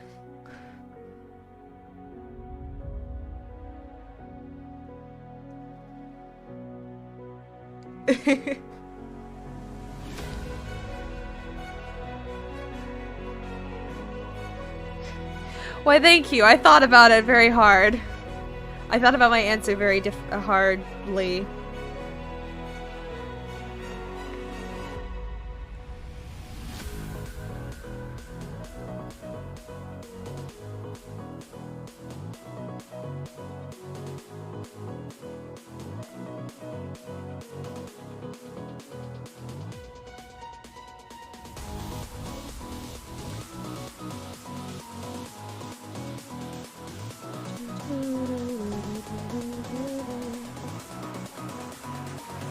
There's the hand.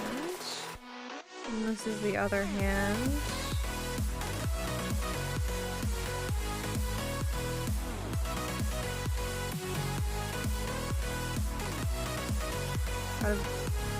Very generally.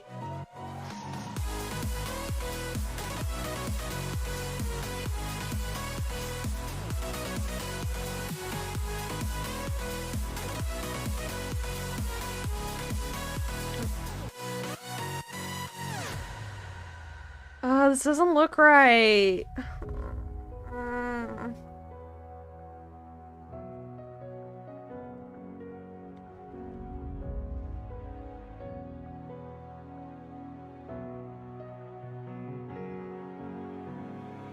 Oops.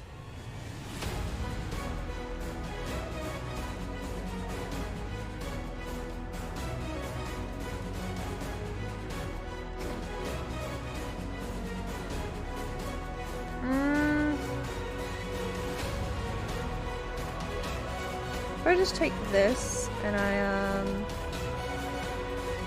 make it bigger.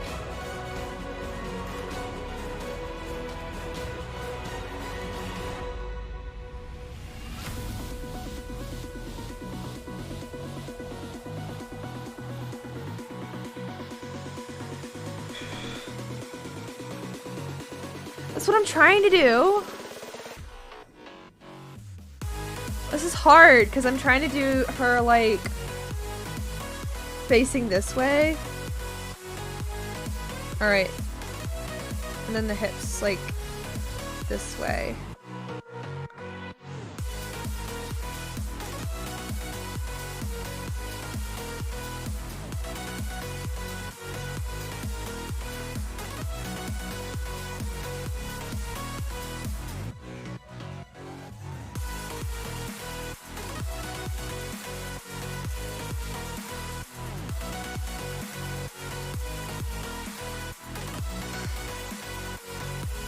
Hold on, let's just take this and...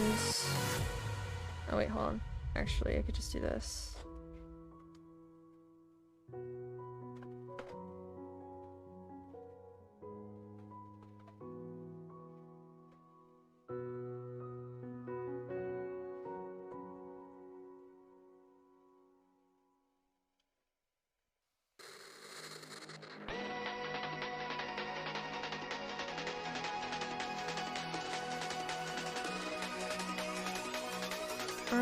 Maybe I should like lengthen the body.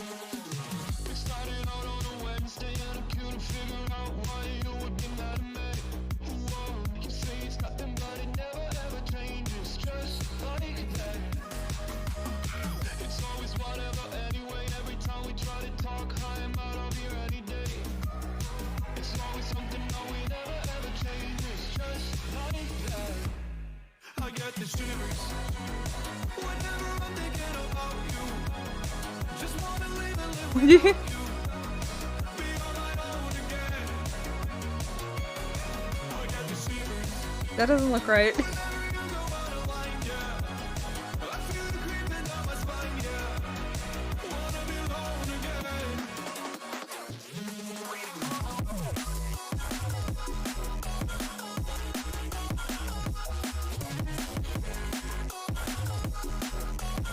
Hold on, I need to like remove these arms because they're messing with me. Also, I think that the arms are probably too small. Yeah. Actually, that just makes it look a lot better. Just doing that. It looks so much better. Okay.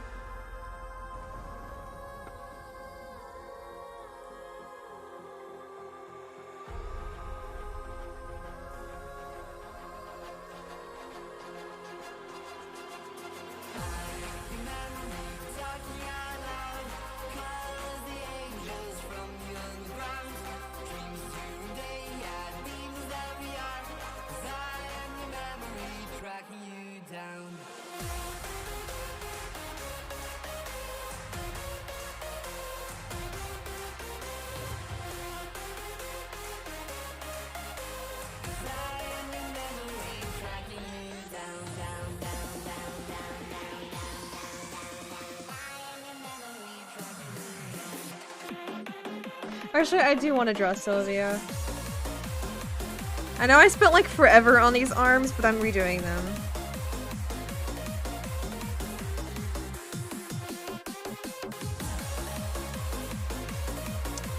Oh, right, you wanted the song. Demons by Hero.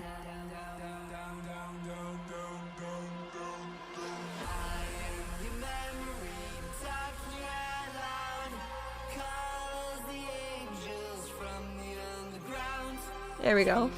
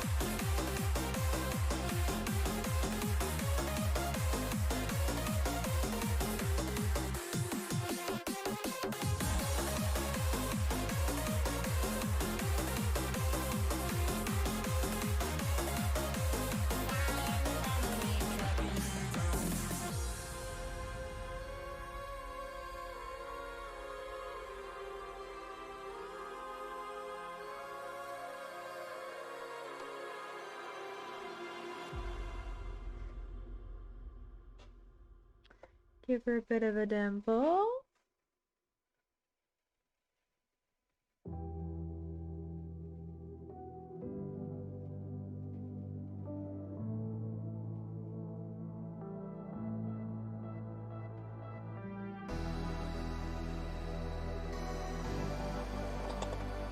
Something like that. I'll have to redo that with the outline.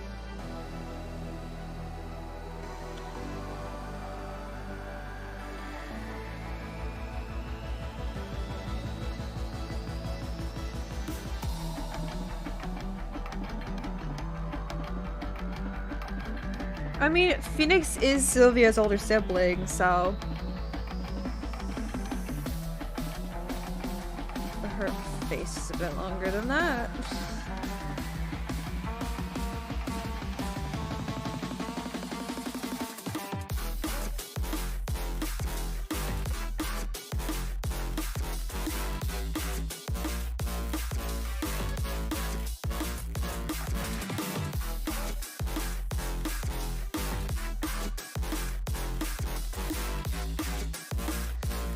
That was bizarre.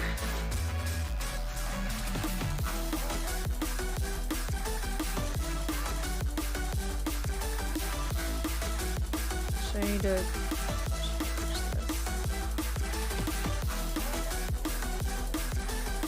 Oh, the one before that? Oops. Apologies then.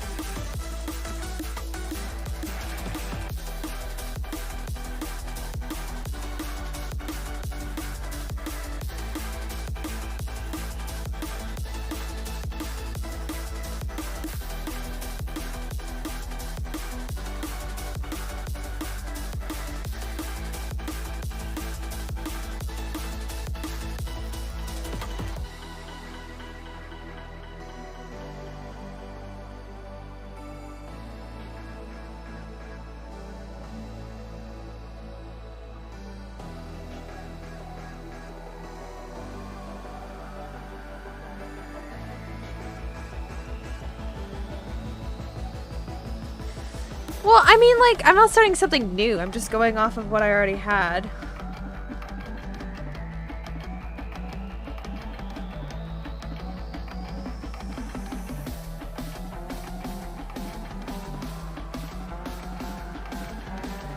I just had like an idea that I wanted to do.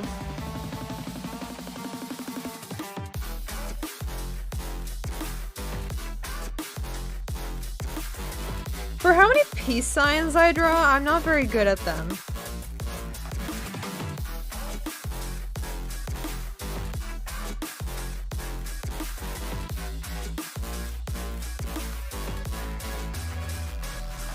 Well, I'm getting better at them. I'm quicker at them, but it's still not that great. Let's be fair.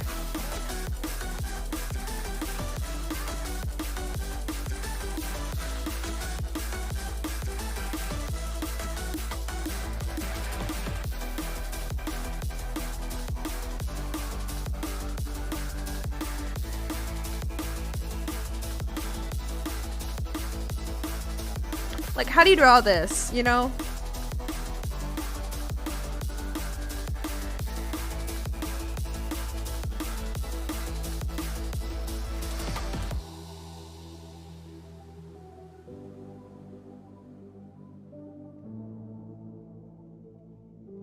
You use a reference, that's how.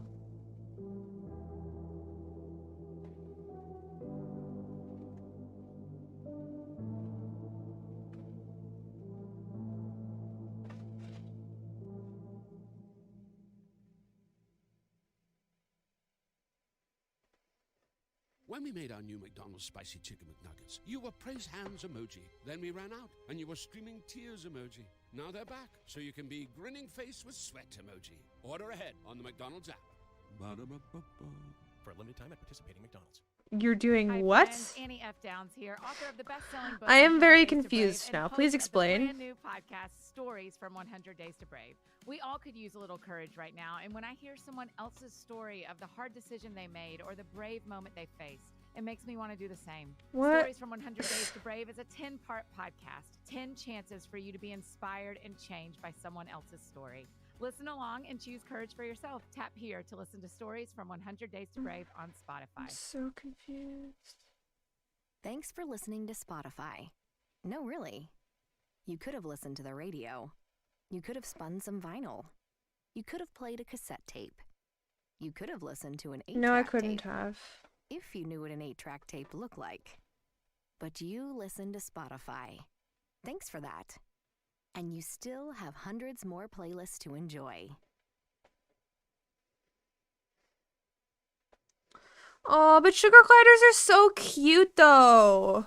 I get lost inside my thoughts, and when I start to think, oh, the Tahoe closest starts to end up. This peace sign is kind of taking shape. I'm not really sure. It's fine. I'll go with that. That's how it's gonna look.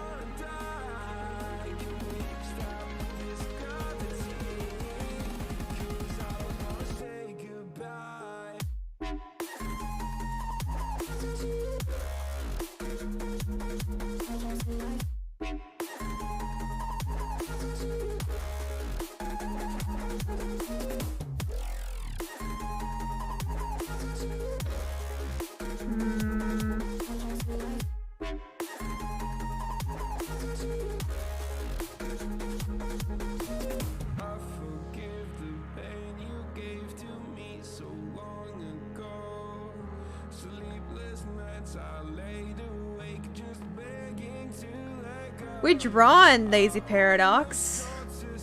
And also, I have opened the floor for questions, so if you have any questions for me, go ahead and plop them down in the chat.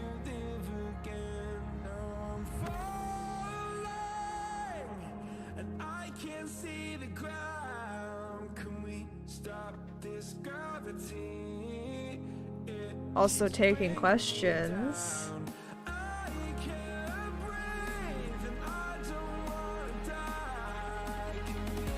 I'm trying to make a new... Oh, really? Okay. What do you think on this perspective of this arm? I'm not really sure if I'm feeling it, you know? Cause I'm trying to draw it like it's like, you know, like back here or whatever, like, you know. Maybe the thing to do is like bring it out more.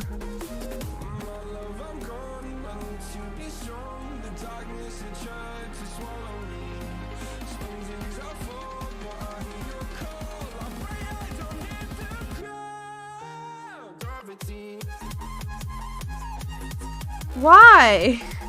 Why would you do that to yourself? Is it just like, or is it like a self-hurt?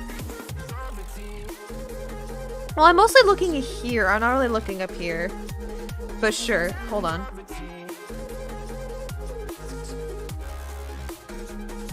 Yeah, okay, that's about the perspective that I wanted. There you go. That looks better. Yeah, that's what I was going for. Okay. And I just need to do this again. There you go.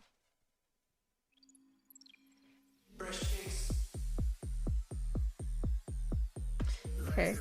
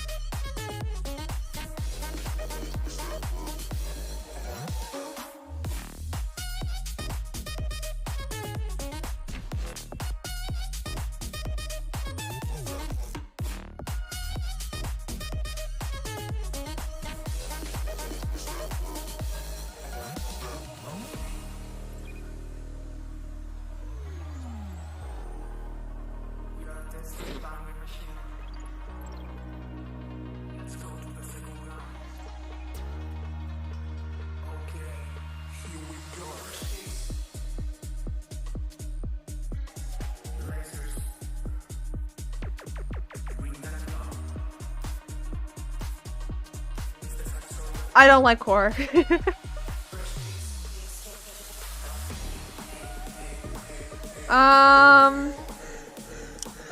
Yes.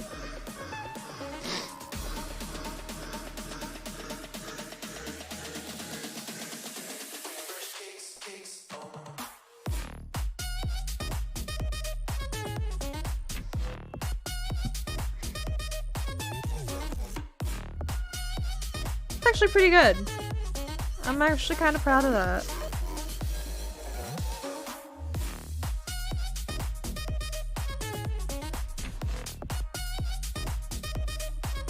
Honestly, right now, the reason why I'm drawing Sylvia is because I've recently changed her to be wearing a cloak, and I want to draw cloaks right now, so that's what I'm doing.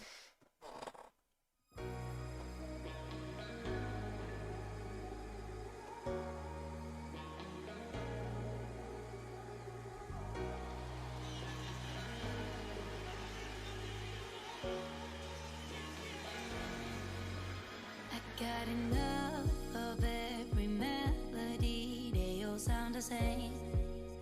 Yeah. For my broken heart, no remedy, but maybe if you stay, we can get away with it. 'Cause you make me love my imperfections, answer all my questions, just to show me what's on the other side of inhibition. No apologies, my baby. I do you do 'cause I'm feeling so good. Ooh. I do you do 'cause I'm feeling so good. Ooh. Oh, my darkest just not let me fall back. But you'll be there, ready to rescue me if I go out of track. You can get away with it. 'Cause you make me love my imperfections, answer all my questions just to show me what's on the other side of inhibition. No apologies, my baby. Yeah, that's fine. Yeah, that works. But I need to change the shape of this.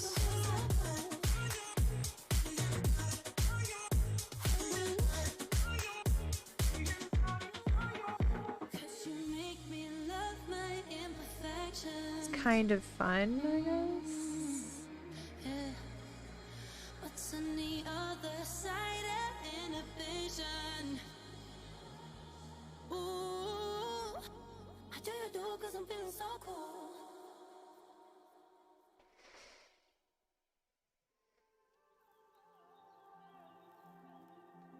Oops.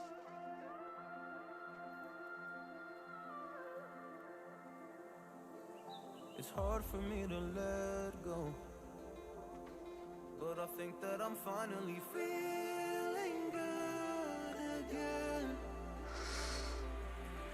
Whatever. So hard 'cause I loved you, but I'm finally feeling like myself.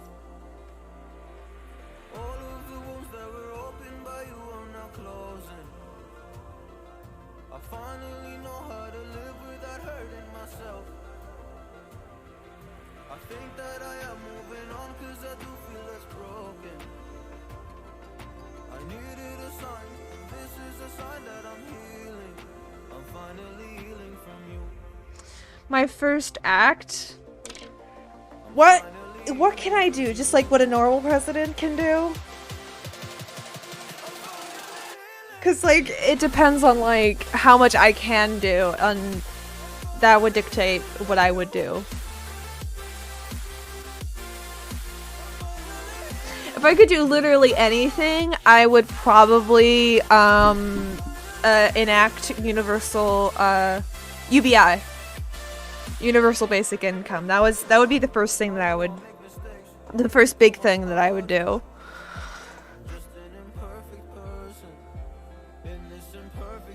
Because I think that the more that I've learned about the world, and the more that I've learned about UBI and stuff, the more that I think that that is like one of the most important things that we should probably be shooting for, in terms of like, even if we were just talking about in terms of the economy, that would probably be the first thing. If you want to start boosting the economy, give people an income that they can live on. If we want the economy to like get better, so yeah, but like that would be the first big thing that I would go for, is UBI. If I could do that first, I would do that. But if I didn't have that power, and if I just had like normal presidential power, I would probably shoot for changing a few immigration things and making it like stopping deportations, etc., getting rid of like the mandated immigration, the limit on visas and stuff. That would probably be the first things I would do with immigration. I'd probably also shoot for a big sweeping bill on like equality, making basic things like making it illegal to refuse people work for their sexual or gender identity, putting on a non-binary option for forms, yeah, but UBI would be the first thing I would do. That would be on like the top of my list, because I think that that's like one of the most important things, in my opinion. Not because I think, not because like I want because I just want to be given money to be given money. It's just because I think that it's the best way to make people productive is to make them comfortable. if people are comfortable, they're better able to work, and they're better able to do good work, you know? And also, like, if people are hungry and going to work, they can't do good work because they're hungry and they're too focused on being hungry. So you know, it would do a lot towards helping people. Although, another thing that I would do would probably also be changing how taxes are done, and I would lower the taxes for the lower class, and I would raise them for people like billionaires. Not like people who are earning a lot of money, but specifically billionaires and millionaires. Like, upper millionaires, not like just like normal run-of-the-mill millionaires, but like people who are like in the top 1%. I would focus on the taxes being towards them more, and taxing things that they get their wealth from, or like, you know, stuff like that. Like, I don't know exactly how I would do it. I would probably work with an economist who is specialized in this field to be able to do it properly. But that's what I would shoot for. I would shoot for lessening the taxes for the common people who mostly earn their income from jobs, and start taxing people who just mostly get their income from things like having a share in a company or whatever. Just like so that the people who are sitting on these big piles of wealth, some of that wealth is redistributed into the economy so that the economy can grow more.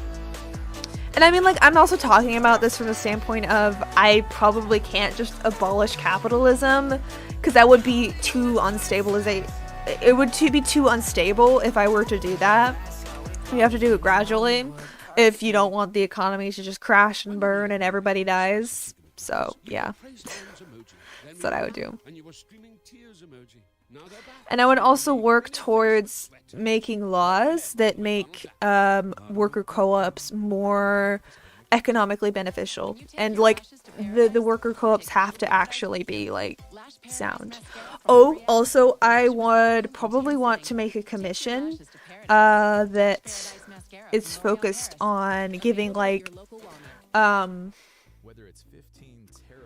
work on making a commission that actually goes in and it like does routine evaluations of companies to make sure that they're, you know, hiring the right people, giving people jobs and stuff. Yeah, that's what I was thinking. Yeah, that's like one of the ways that I was thinking was just increase the estate tax.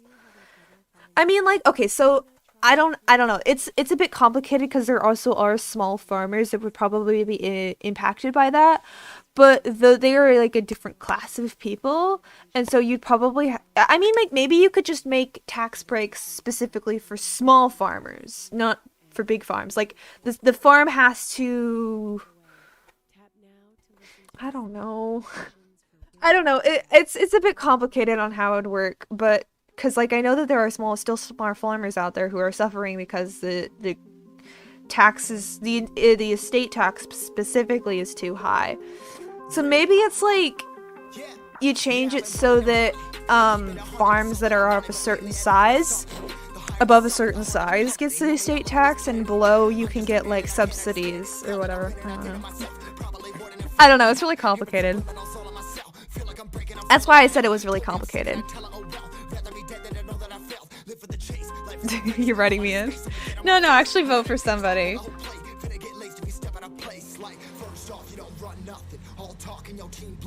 Yeah, that's another thing that I was thinking of, trading taxes. That would be really good. But maybe we could focus. Okay, so if land is being used for farming, then the estate they are given like tax credits or whatever, and they have to be able to prove that it's being used for farming. Like they have to submit, like, I don't know, documentation that they've bought seeds and they've planted the seeds, and like that they have equipment to farm, and etc, etc, etc. You know, like there has to be like proof that they actually farm, and not just, oh yeah, this place we farm. Totally, 100% not lying. I don't know. Again, it's complicated in my opinion. Which is why I said I would work with a specialist who knows this stuff better than I do. But if it is impossible to specify that small farmers don't get fucked, I would still probably implement the estate tax and work on fixing it so that small farmers aren't completely crushed by big farms and the newer higher estate tax. Some farming subsidizing. I think that also there needs to be a complete overhaul of how farms are subsidized, because a lot of the subsidies are going to big farms, not small farms. Yeah, true. And and there has to be a minimum tax of transactions. Minimum tax. There can't be like a just a max. There has to also be a minimum, I think, for the transactions, just so that they can't like outsource everything or whatever. I don't know.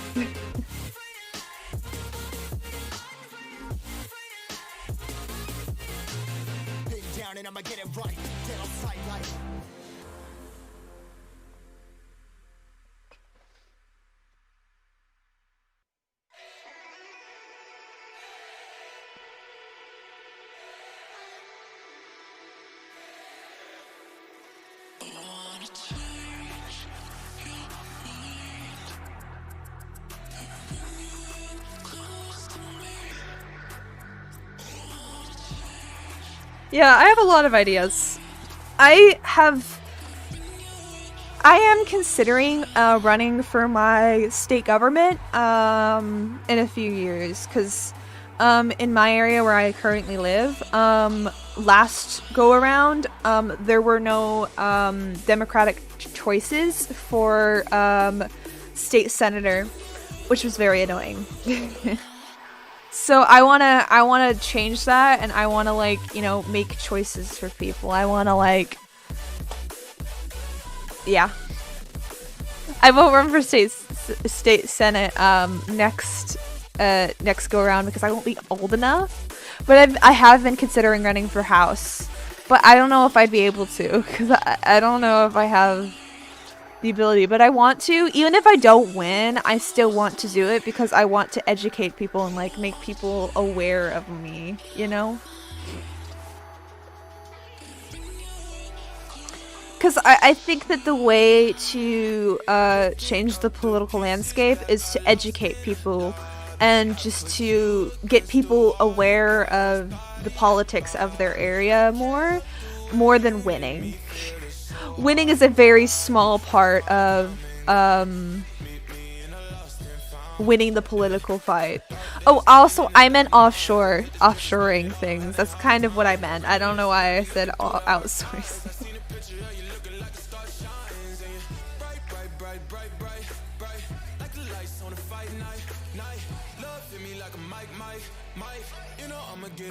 Would raise rent prices and mortgages by the UBI, like the but people would still be able to, even if the rent prices and the mortgage prices rise by the UBI, people would still be able to pay those, right?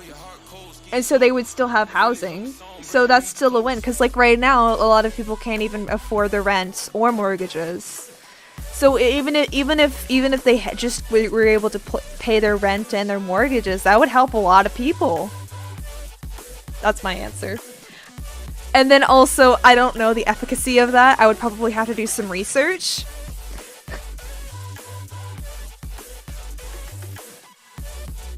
Oh, it does? Well, no, I meant like offshoring the money itself. I think that you would also have to do a lot of work to make, like, incentivize people to keep their money here so you can tax it. Because right now, at the moment, it's not doing so good.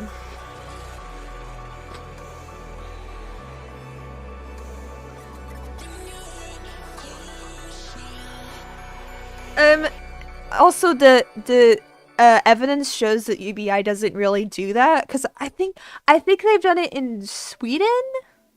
I'm not too sure, but the UBI has been implemented in some places, and it actually really boosted productivity in the economy. It boosts people, and then also UBI should be increased along it. Whenever UBI is implemented, it should have a clause within it that means that it will increase with inflation, and also the amount is different depending on where you live. So like say if you lived in California, for example, your UBI checks would be larger than, say, for some instance, somebody living in Georgia. Yeah, they are supposed to be public. That's a fair point, but people still break the laws around trading all the time, like, you know, naked shorting. They do that all the time, even though that's against the law. So there needs to be a better enforcement structure for it then.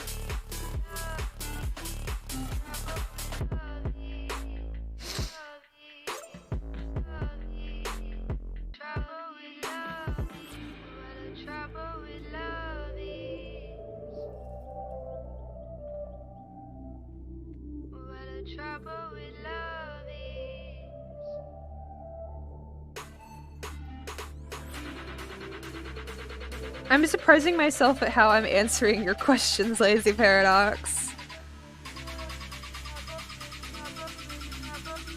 I'm surprised how much I know about this. Yeah, exactly. That's one of the reasons why I say that you should still tax it. It's just that you have to do it very particularly.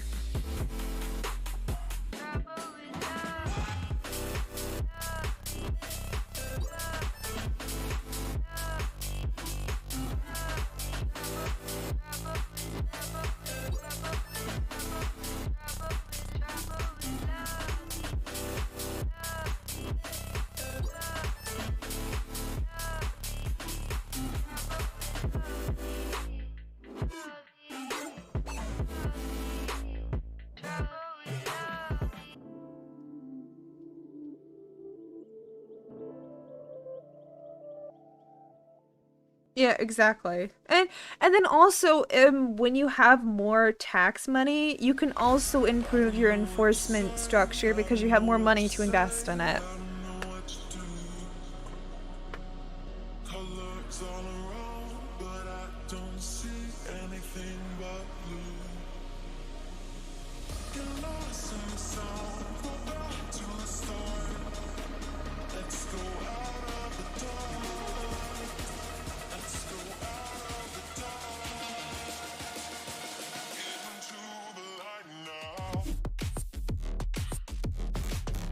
Oh yeah, definitely.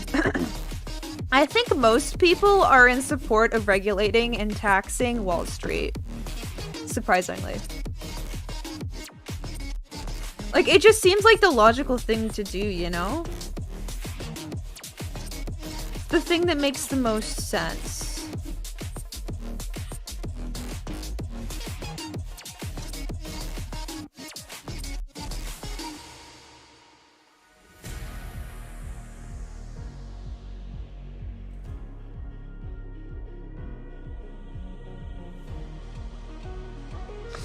We are talking about, what I would do if I was president.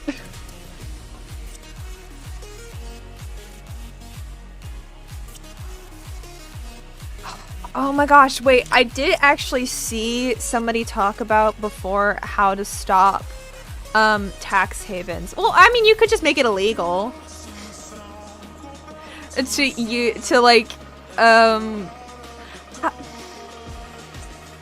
You could just make it illegal or something. I don't really remember. Yeah, it is already a crime. Isn't it a crime to, like, transfer, like, a lot of money to a different country? Just, like, and then... I don't remember the specifics. Does anybody know the specifics? Legal to transfer money to a tax-free haven outside of the country.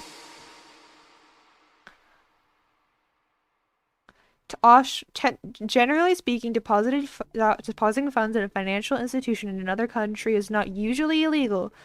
Likewise, it is typically illegal to put money in an account that is offshore as it is to put money in a bank an account that is landlocked. Oh, wait. Okay, so offshore banking isn't illegal, but hiding it is. Okay.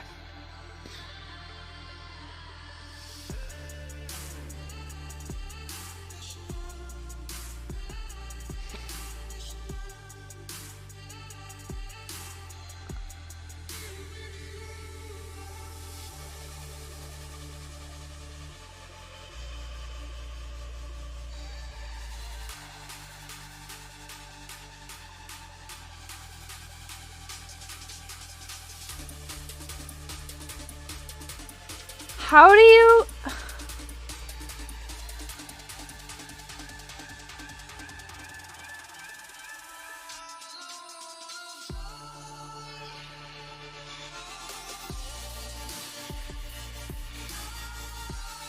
It apparently is getting harder to, like, have, like, your country be a tax haven. That's interesting. That's really fascinating. Because, like, one of the main things with tax havens is they don't... They keep your stuff non-transparent. Like, people can't see it. So, that's really fascinating. How to stop tax havens. There you go.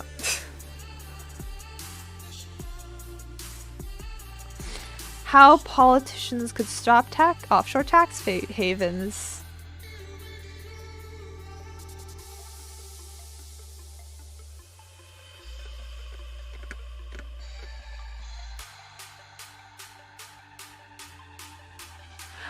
Okay, here, I'll post this and I'll read it later and we can go over it on another... Oh, it is tax fraud.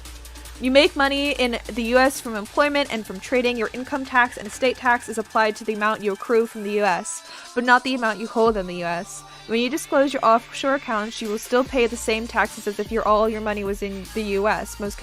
Oh, right, that is the law. The law in the US is that even if you live in a different country, you still have to pay US taxes. This is something I learned. You still have to pay US taxes if you earn above a certain amount. And the taxes of that country that you live in. Or whatever. So if you don't report it, you don't have to pay. So here, I'm gonna post this link. Here's the linky of the thing that I was just reading. Here, actually, I can just pull it over here. This is the thing.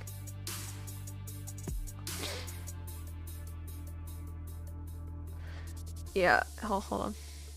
Probably. There you go. But yeah, it's a very fascinating read.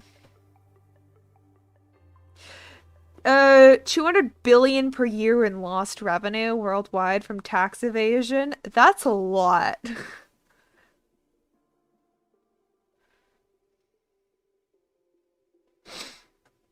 They could make ending offshore tax haven a condition of selling imported goods in their markets. Oh my gosh.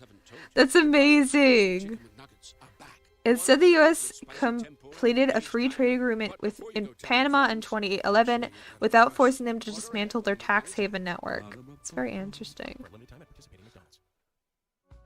Yeah, it's about you have to put pressure on other countries to be transparent, and then also another way to even make it more of an incentive is to stop them from being able to trading in your market, and nobody wants that. Just like, you just gotta end your tax havens. All you gotta do. 10 Yeah. chances for you to be inspired and changed by someone else's story. Listen along and choose courage for yourself. Tap here to listen to stories from 100 Days to Brave on Spotify. When it comes to my favorite TV shows, I've got a lot to say. So much that I've been wanting to make a podcast to share my thoughts with the world. Now I can with Anchor, Spotify's free podcast creation app. Anchor's easy-to-use tools are designed for every creator, helping you make unlimited episodes and get them heard everywhere. Turn your ideas into a podcast for everyone to hear. Head over to anchor.fm/get started to download the That'll Anchor work. and make your own podcast for free.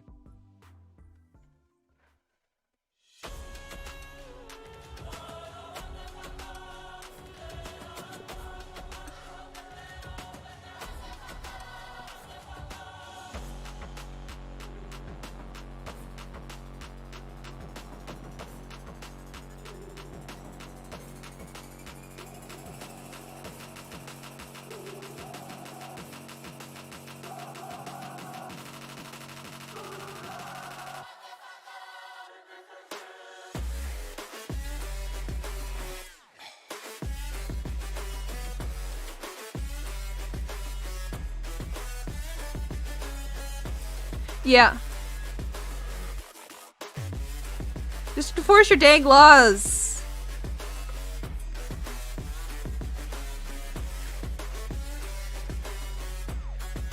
How to fix the problem? Enforce the law.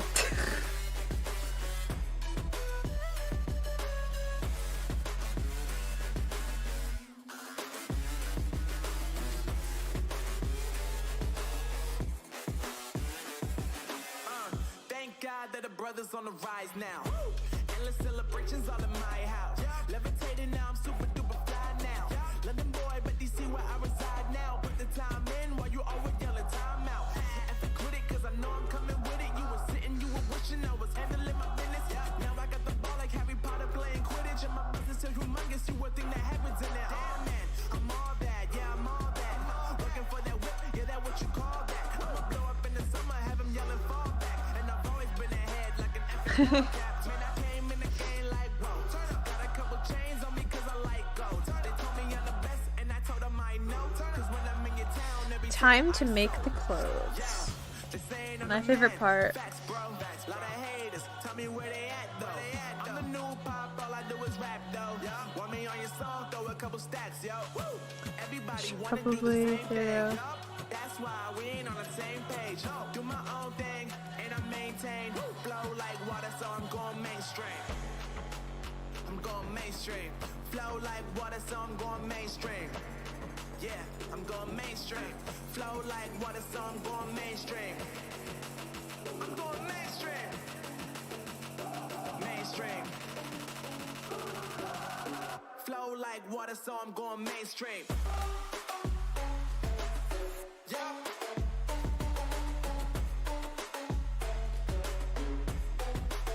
I'm going mainstream. Damn. Flow like water, so I'm going mainstream.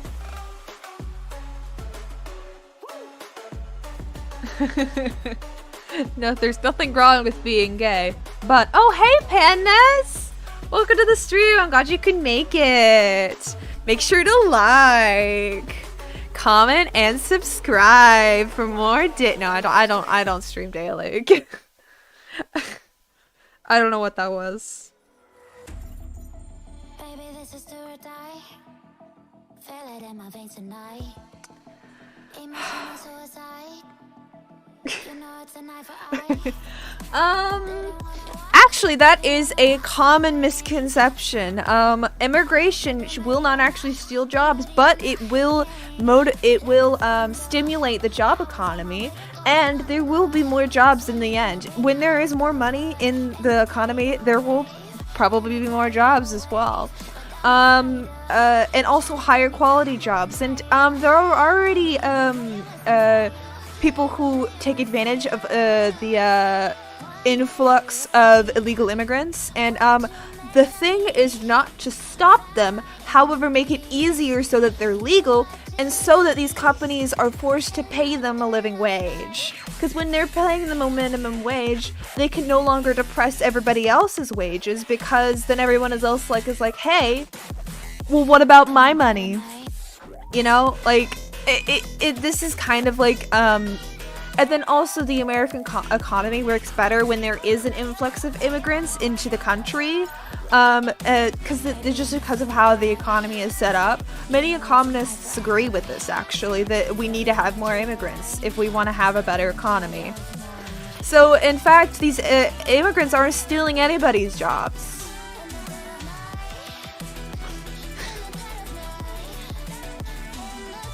That's my response to that question.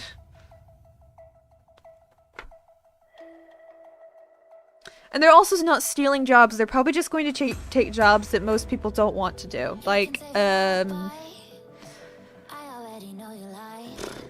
housekeeping, lawn work, etc, etc. I mean, I know that it's a little bit counterintuitive to some people that a living wage will be paid more likely if there is a their communist agenda. Our population is living low, which is actually not a good thing. Hate to break it to you. When you have less people, there's less people to do jobs. And you need people to do jobs to keep the, Yeah, exactly. It needs to keep the, population boosted and keep jobs doing. And also, something that would, stop, small town America from dying is an influx of immigrants, because some of those immigrants will probably move to those small towns.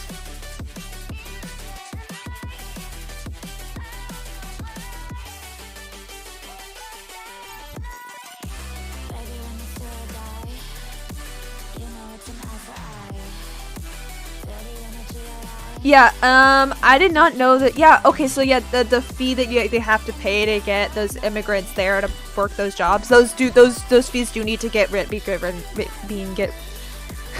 being gotten rid of. There you go. Hey, my agenda is prosperity and happiness and liberty for all. Well, then why did you let them in your house?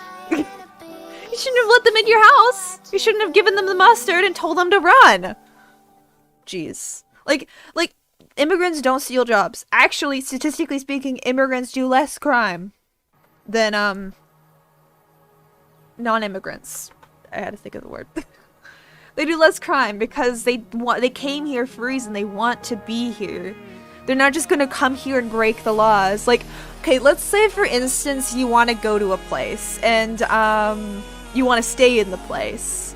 So like, let's say that you want to go to the White House. You're not going to go to the White House and start breaking the laws just because you're there, are you?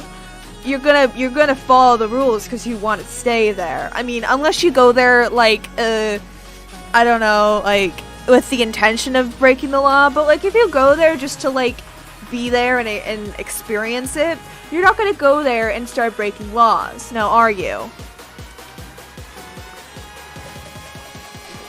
Costco is a place for true Americans? I mean, I guess, but you could still go to Costco if you're an immigrant. And immigrants are true Americans, so everybody was an immigrant at some point in America. I mean, like, at some point in their lineage, there was an immigrant somewhere there.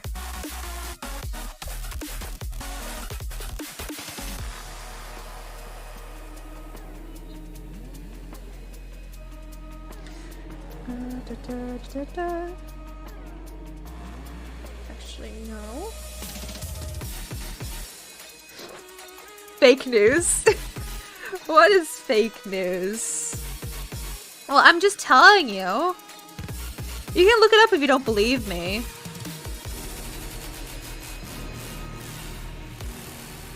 And you could tell me because I would love to know the answer.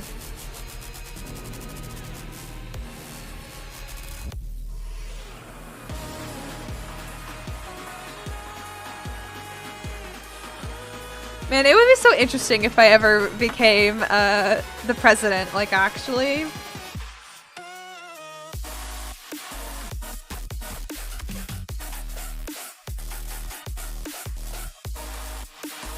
I don't think I would ever run for president. They are say, oh, yeah. I mean, it's fake news if you just listen to Fox News and assume that they're always telling you the truth. I mean, you can believe what you want, but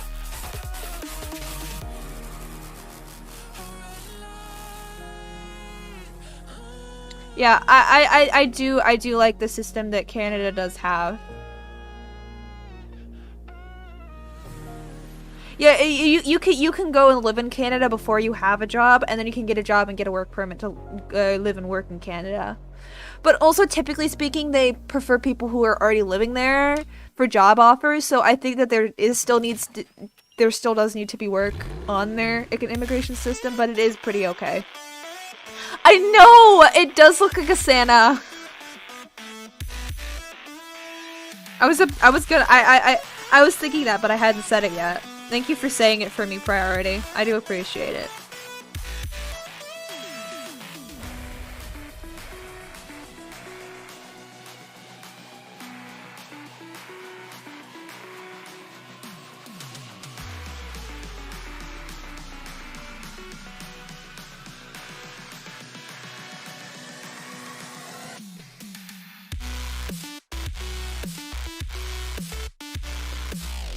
Actually, I want to listen to a different song. Let's skip this.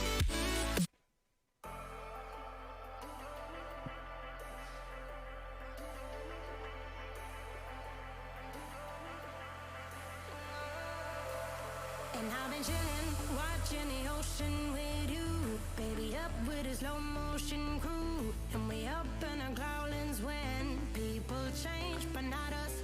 And we just chillin', kicking it, kissed by the sun. Could be soaked to the skin in the mall soon. I know she got the good vibes when seasons change, but we're the same. Even if we're on the road, there's a reason for them. You know, I don't speak a single word. You love me hard and hardened.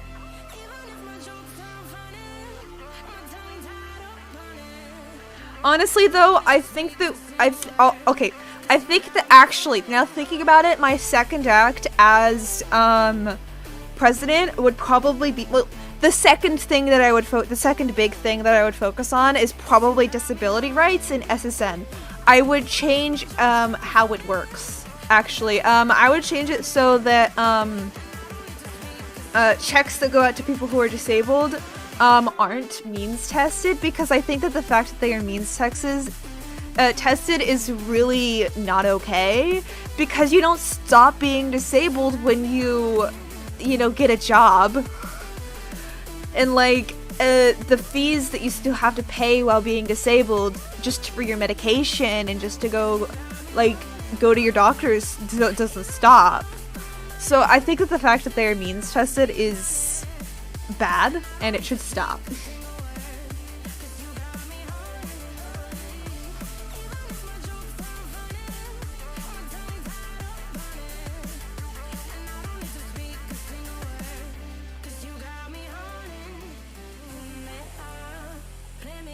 And then I'm also talking from the perspective of somebody who is disabled. It just kind of sucks, you know? Being disabled and all. And also I think that, I don't know. Because like also the fact that it's means tested also means that you can't get a job, and a lot of disabled people still want to be able to work. But the fact of the matter is they can't earn enough money with the jobs that they have to support themselves. And so they have to decide between living in relative poverty or living in squalor and being able to do things that further society. So it's just dumb. And then also the fact that disabled people, if they come into a bit of money, they're fucked. And there's a lot of disabled people who can't get married because that changes how much money is reported on their tax returns. All of a sudden they don't have their disability checks, and that's like wrong. It's so wrong. It's so messed up. And I mean, like, I probably wouldn't shoot for that at first. What I would shoot for would be at least changing how it works, as in the social security checks are larger depending on how much the cost of living is for where you go. And also, yes, this would go on top of UBI, because I think that being disabled, you have to pay for a lot of things that most people don't, which sucks. So yeah. It would change depending on where somebody lived. It would like increase and decrease depending on their location. It would also not go away if you got married and the person you were married to had like a good paying job. I don't think that it should do that. And also just like generally increase it a bit and increase the boundaries of how much you earn. Because I can't just get rid of the means testing like immediately, but so I would first shoot for just like increasing the amount that you can be earning for then the checks to drop off. There's a message for that in a playlist too, because every bag comes with a That's what I would do. Spotify code. So let's turn it up, just not too loud. To listen. Paramount Plus is not just another streaming app. Stream CBS Sports live, including the NFL, March Madness, and Champions League. Talk about your home field advantage. Stay connected with CBS News 24/7, plus 60 Minutes. Find a new original series to obsess over, like Star Trek Picard, The Good Fight, and The Stand. Plus Paw Patrol, Peppa Pig, and originals like the Sponge on the Run movie and the new series Camp Coral. Live sports, breaking news, and a mountain of entertainment. Paramount Plus, streaming March 4th. To the brave leaders who paved the way for a new wave of dreamers, and the woke heroes who spoke to inspire hope with their spirited demeanor, Walt Disney World Resort and Disney Dreamers Academy celebrates you this Black History Month.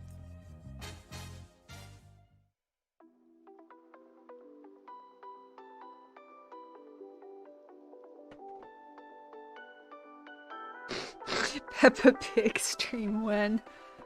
Never.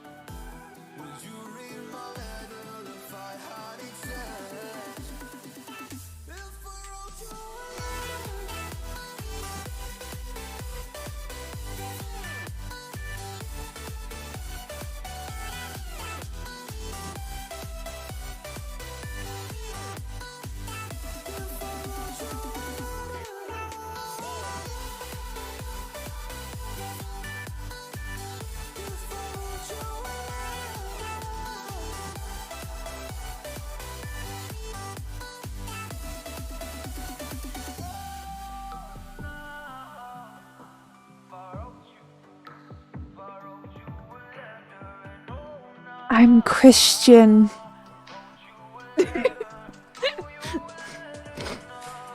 I actually, hold on, wait. Let me show you something. Boom.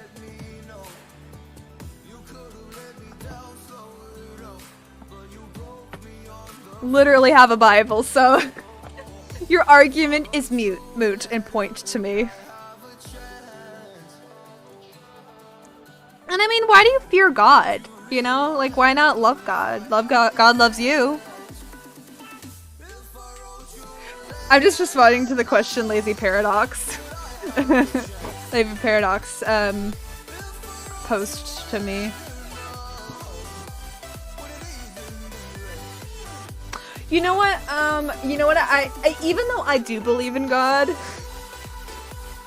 I just probably would I would probably swear I would also want to just like show to people that like I support people who don't, you know, I don't know. Yeah, I do agree. Why? Because I believe in God, and I use this as my guide. I don't really go to church, but I do believe in God, and I have my own way of worshiping, I guess. So.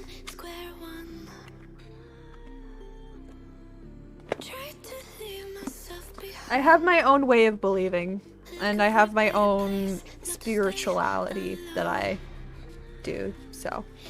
That's why. Also because I couldn't pick a better book. It's just what I'm familiar with, you know? So that's what I do. And I respect everybody else's religions and non-religion and what they believe in and whatever. Like, you do you. Just try to be a good person and you're good. That's my beliefs anyway.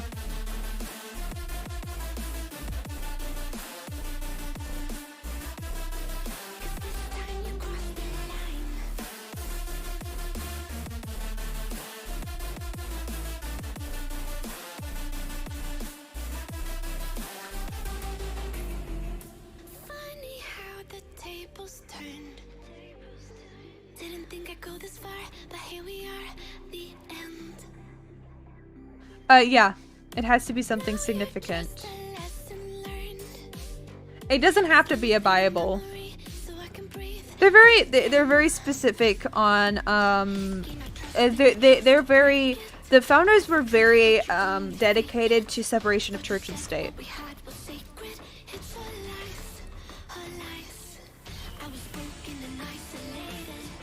I agree.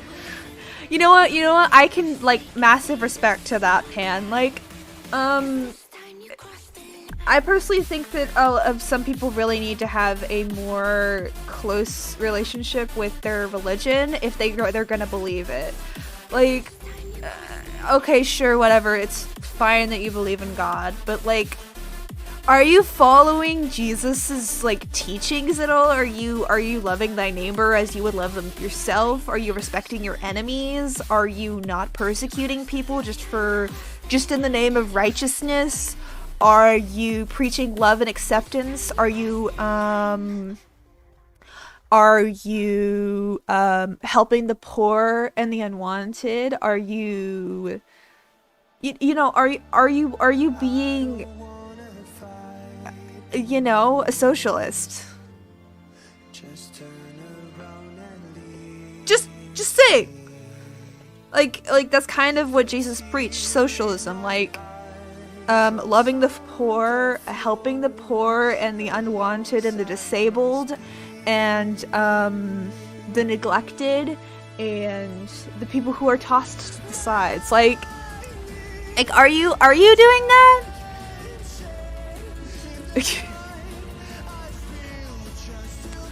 I don't know. It's something to think about. And then also Jesus preached love and accept everyone, and everybody will get to heaven. He died for our sins, so like, why do you care so much about sin? You are forgiven. Everybody is saved. Universal salvation. Jesus preached universal salvation. Do you?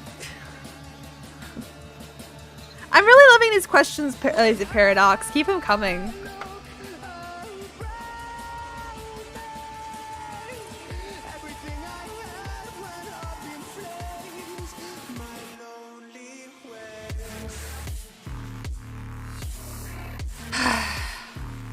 Okay, like, I'm like on the fence on if I want to outline right now or not. I kind of don't. I don't really want to outline right now. Well, I'm just gonna clean this sketch up and then we're just gonna use this.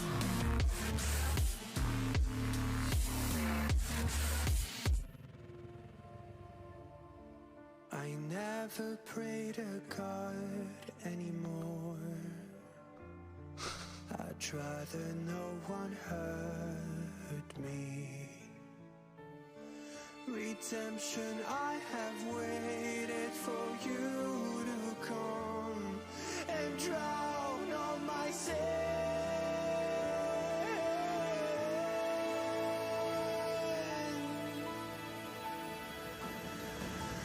My knees are drenched in the blood I spilled just to get in.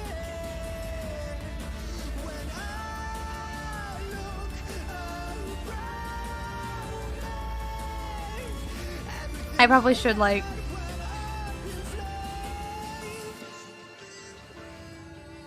Oh, no. I hate Christian purity culture. Let's get... Hold on. Let's get this straight, okay? I am really not a fan of how a lot of Christians go about their faith. Like, I am really not a fan. I think it's wrong to basically say to people, look, you're gonna go to hell for just not believing in my version of God or my God. It's just like, dude, shut up, okay? I don't care. Oh, thanks, Allison. That is very fascinating. John Quincy Adams took the presidential oath on a law volume containing a copy of the Constitution in 1825, and in 1853, Franklin Pierce affirmed the oath rather than swearing it.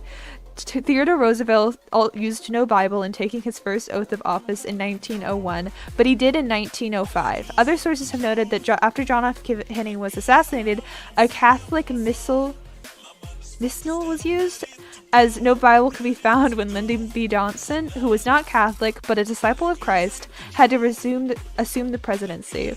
The Library of Congress notes that, as the first Catholic elected president, Kennedy was the first to use a Catholic version of the Bible for his oath. Fascinating. So like, even at the start of the U.S.,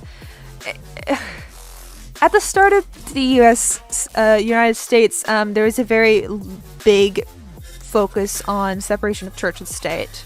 Because the founding fathers believed that the separation of church and state was how you created a stable country, a stable state, whatever. But yeah. Are we talking about losing control? I'm gonna show you how we lose control, baby. Watch this. Okay, I wasn't trying to do purity culture there, actually. I just realized what you were trying to say, Lazy Parrot. I wasn't trying to do that there, like... I was just saying that I personally dislike the amount of hypocrisy in Christianity, from Christian, figures. Like, I don't care how religious someone is. I don't care how many times they go to church. I don't care how much they read the Bible. Like, all I care about is, like, people actually, like, being kind to one another and following the teachings that Jesus tried to give or whatever, which is love thy neighbor, kind to the poor, help the poor and the disabled, you know, all that jazz, and, like, respect each other, etc., etc. Like, all that, like, I think that you should follow that and not what you want to follow, or just, like, I don't understand the whole, oh, well, you're not Christian enough. Like, I don't, why do you care? Like, I think that it's more important that you, like, are nice to people, if you will, than if you believe in God. That was what I was trying to say, and I don't think it came out quite the right way. Hopefully that clarification helped. That's what I was trying to say, and I didn't say it very well.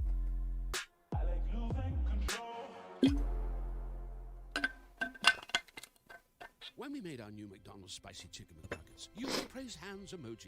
You know, it would be funny if I just swore an oath on, like, a book with, like, the Constitution and the Declaration of Independence. You know what? I would do that. This sounds like something I would do. Because, like, I have, like, massive respect for the Constitution and the Declaration of Independence. I think they're really important documents, and I think that they have a lot of good stuff in them. But there needs to be a lot of change added to them, in my opinion. I think that there is a lot of growth available, possible, whatever. They're not perfect documents by any means, but I definitely think that they're, like, a great, it's like a great thing that I think is interesting. I don't know. I don't know what else to say to that. Take your lashes to paradise. Lash Paradise Mascara from L'Oreal Paris. Available now on Walmart.com. Anyways. This February on Disney Plus. I would swear in on the communist manifest. You probably shouldn't do that, because that would, like, I don't think that's a good idea. Plus, The Muppet Show. All 5 seasons streaming for the first time. I love it! Disney's Flora and Ulysses. He's not just a squirrel. He's got powers. Rodgers and Hammerstein's Cinderella. Inside Pixar. And much more. All streaming this February on Disney Plus. Sign up now at DisneyPlus.com. Okay. Oh, you tell me stories. You tuck me in. Yeah, you would start a civil war. Don't do that. Yeah. Yeah, high school was hard. You fight with my mom. I'd fall asleep to Wait, you're right, Kiri. Okay, I do try to not judge people, but it is really hard. I don't really, okay, you know what, let me specify. I don't really get upset about people who aren't, like, acting, like, following the teaching. I mostly just get upset with the hypocrisy of it. Like, I get frustrated by people who are like, oh, well, I'm more holy than you because I do this and you don't. That.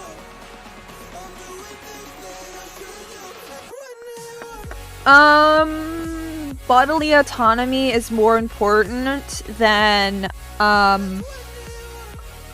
fetuses. Like, let's say, for example, like, I don't know, bodily autonomy is very important, and if we don't protect bodily autonomy, we're getting into very dangerous territory, regarding the law and bodily autonomy, if you will.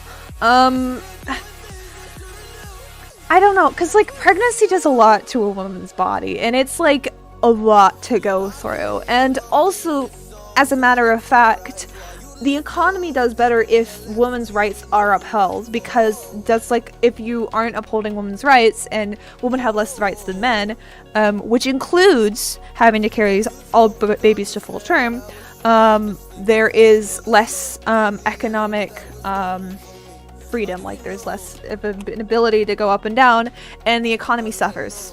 So that's a way to look at it from like an economist standpoint.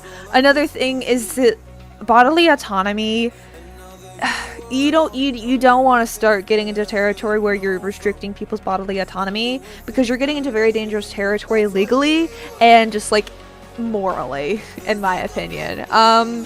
Even if we do say that a fetus is a person, that person in that moment can't really do anything. Like, there's still going to be a lot of years before that person can contribute to society.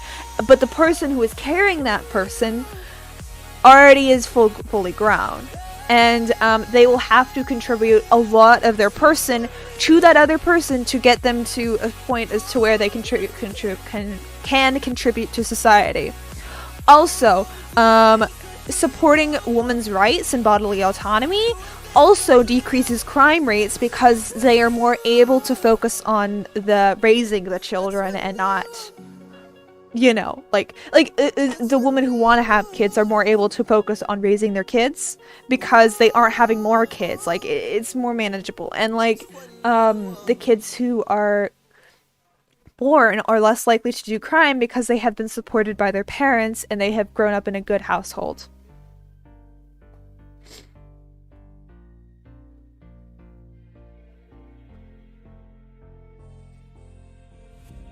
Heaven just knows what it was. That's true. That's true. Back to the place where I belong. Everyone could break my heart, but I try my best to not fall And then also there's already so many kids in the foster care system and the adoption system. Just having all of those kids go into the system isn't going to solve the problem, and it's just going to make it worse. Like, there are going to be more kids who go without parents in stable homes. And I think that is a huge disservice to those kids, and we should be focusing more on the kids who already existed and are wanted than the kids that aren't. No. Abortion is only really talked about maybe once in the Bible, but it's in the context of, I don't know how to explain it, but there is a verse in the Bible where a woman, I think it's suspected that she had an affair, and you take her to your priest, and if she's suspected to be pregnant, she's given like this potion that causes her to lose the pregnancy. So if anything, the Bible's in support of abortion, so you know, God is most definitely not against abortion. He is either he doesn't care, or he's supportive. Either way, yeah.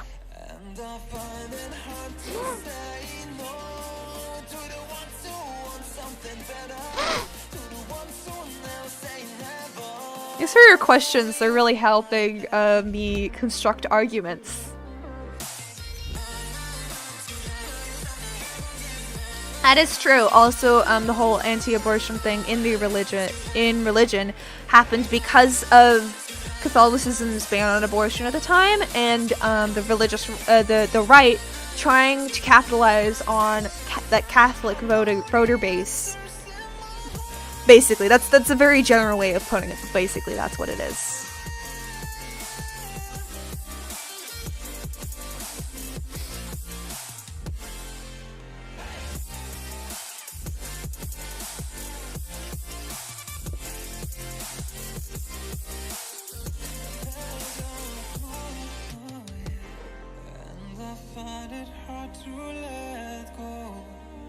Memories keep me together. Gotta fight till the end, no pressure, no pressure. And I find it hard to say no to the ones who want something better, to the ones who never say never. Will you be my pleasure?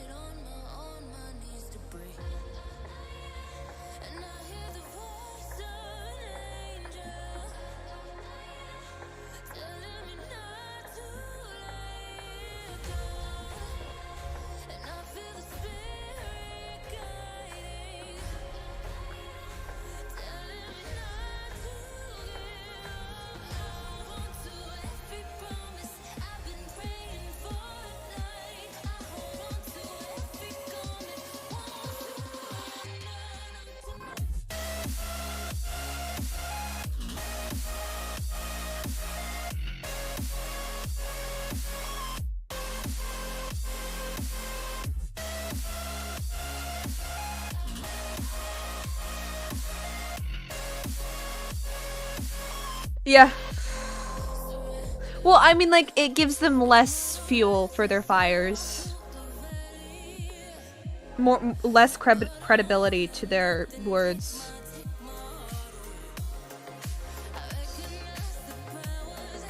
I don't know why, but there are fireworks right now. I don't know why people are setting off fireworks. Is there something going on today?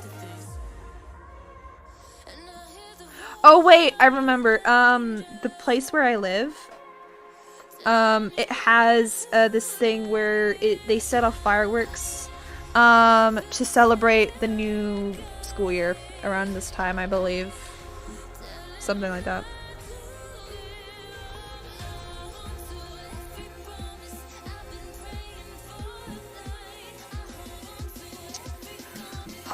That's a very complicated question. Actually, I want to look up something. I want to know if churches were taxed when the U.S. was first founded. When were churches taxed? Were churches ever taxed?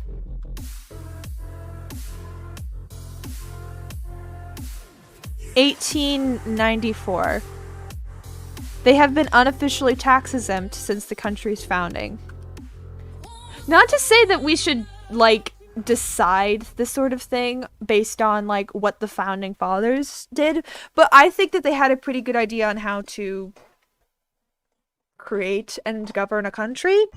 A lot more than some people nowadays. So I typically will look up what they did, like they did at the start, just to kind of like ground myself. And I often disagree with what they did, so it's a very general. It's like how I use the Bible to guide me. It's a very general guide. It's a guide. I don't use it exactly. I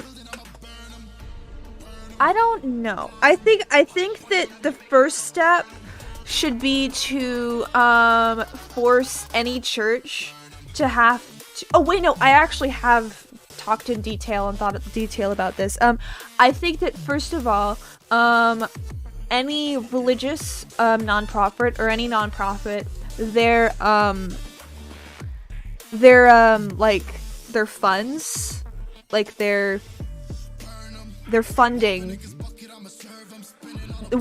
whatever they use for funds, whatever they use it on, it has to be transparent. You have to know what they're spending their money on, and yeah, I think that should be public knowledge. You have to disclose what you use your funds for, especially if you get most of your money from donations. You have to disclose what you use those donations on to the public, and I think that would be a good first step. The next step is, I do still think that some churches, if they do enough, like, charity work, should still be exempt from taxes. Like, certain taxes, not all taxes. But, I think that to a certain degree, some churches should be taxed and some shouldn't, based upon how much charity work they do, and how much actual change they do for the communities around them. Because if they are doing a lot of work and a lot of help to the community around them, they shouldn't be taxed because they are doing public works. However, if they aren't, they should be taxed so that money can still go to the public works where they should be going towards.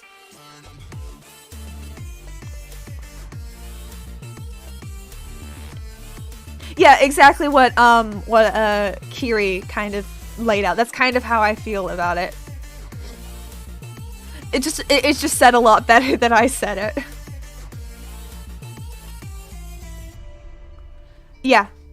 Well, I mean, like, certain churches, I do know that, like, basically all of their funds just go to paying people and doing public works. But, yeah. I think that but most churches I don't think do. But yeah, I don't know. It's a complicated topic, but I don't think that it is good as the way it is right now, and I think that the best first step to get, well, first of all, to get public support for this is to mandate that all of their financial receipts or whatever have to be disclosed. It has to be transparent. They have to be transparent about what the money is used for. I think that is a good first step. Payments for your business is easy. Touch-free QR code payments. And we can worry about how much are they taxed and which ones are taxed, I think, after that. But if you want my opinion now, I would say that they should probably just be taxed. Like, it should be regarded as a business unless they file as a nonprofit and operate as such. The confidence and courage to be more with a degree from St. Leo University. Yeah, especially if they operate as a for-profit business, they most definitely should be taxed like a for-profit business. Specializations through our online program, 16 regional education centers, and residential campus in Tampa Bay, Florida. Let us help you achieve your goals and become your best self. Visit stleo.edu.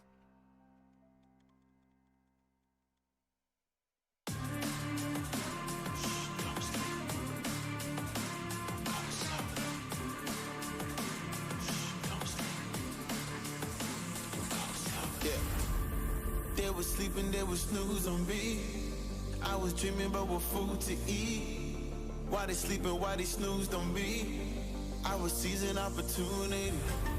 Yikes. That's wild. I keep going hard like I'm in puberty. Rebellions in my blood, there ain't no ruling me. Coming for the top, this is a mutiny.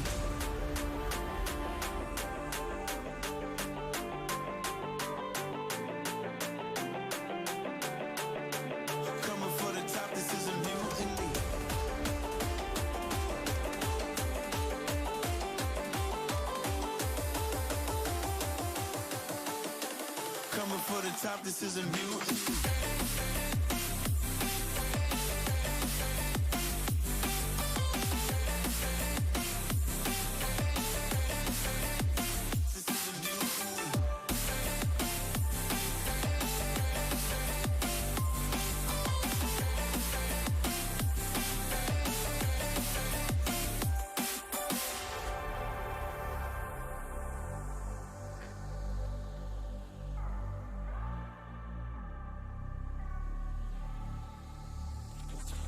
Hey, you buy my shit, I want percentage, yeah.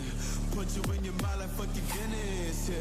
You never had a chance like an abortion. Pocket, you don't wanna play with me, this forfeit. Oh shit, took it to a place they never thought he could. Now the lone wolf is howling up in Bollywood.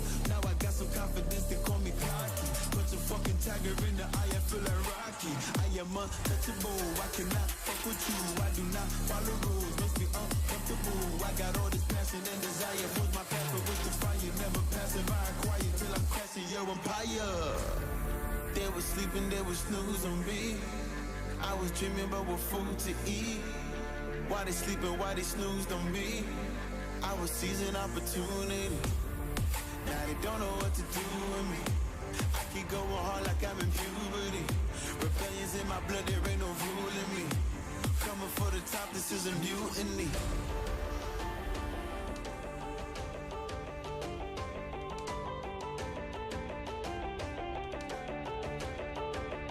Don't know what to do with me.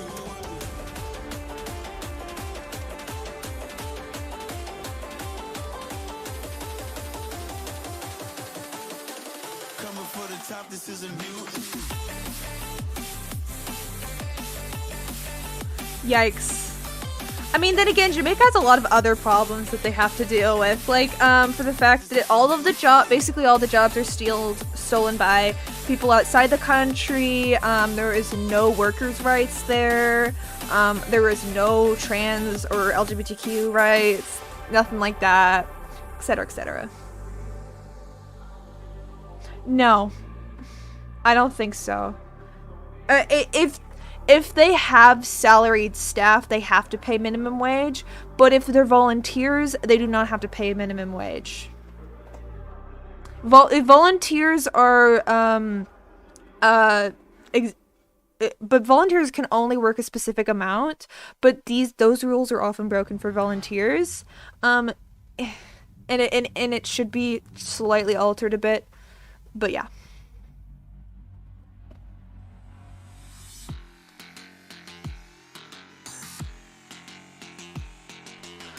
How you decrease the rise in mass shootings, decrease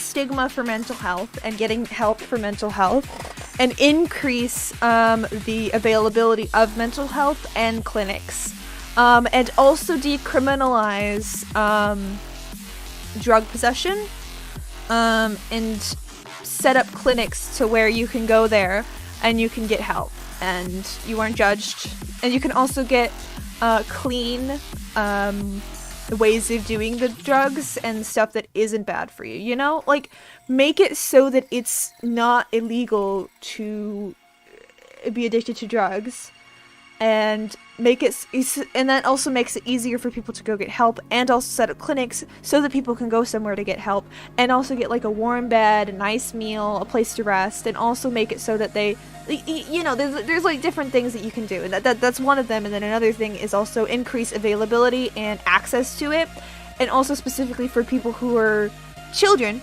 specifically for children, basically put mental health experts in schools. So like if a kid has a parent who doesn't support getting their kid access to mental health resources, make it so the kid can still get access to mental health resources so that they aren't disadvantaged compared to their peers, and also so that they don't grow up feeling like they are lost, etc., etc.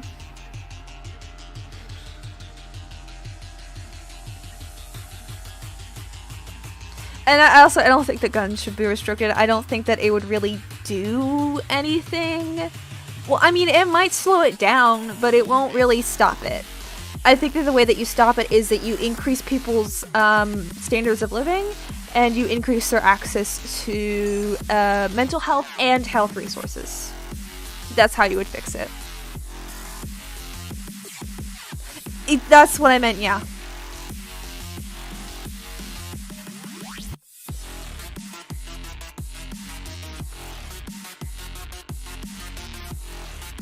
I hope you're enjoying my answers to Lazy Paradox's questions.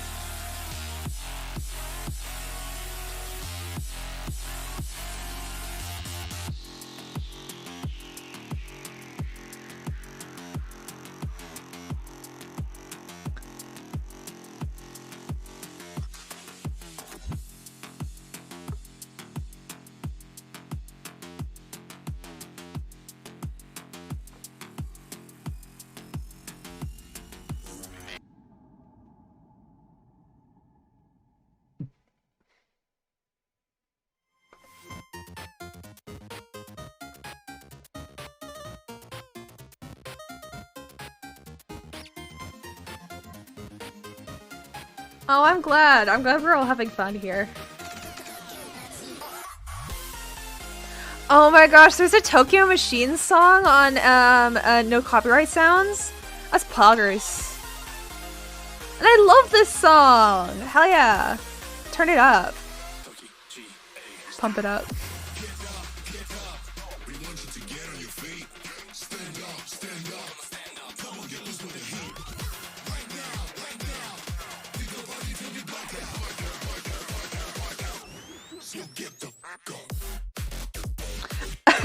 I am actually AFAB.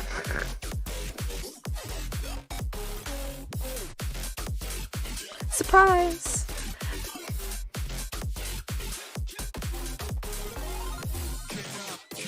I'm just a trans gal because I am non-binary but I still identify as she, her, so, or just gender fay or whatever. It's a long story.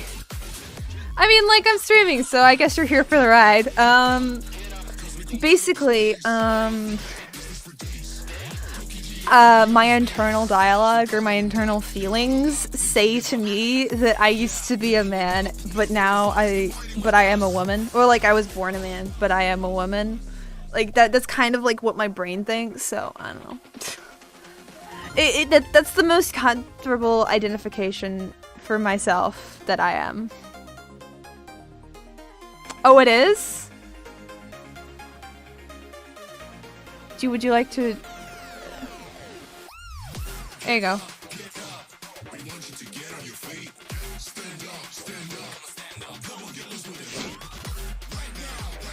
Not today? Oh, okay.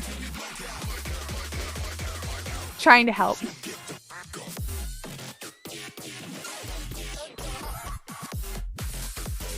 Yeah, that's my explanation for my gender identity, in case you were ever wondering.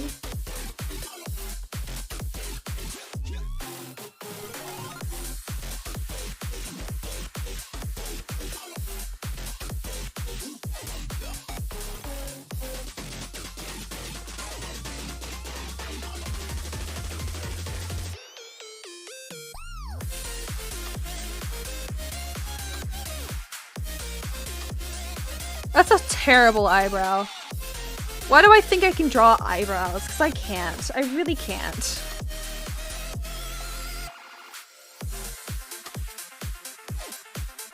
Alright, that works. Yeah, gender is weird and confusing. You can ask me about it if you like.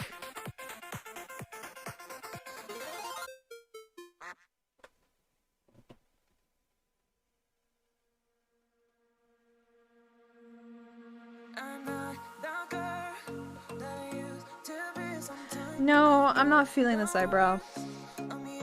Let's erase it and try again. Or I could just do the eyebrows last. I'll just do the eyebrows.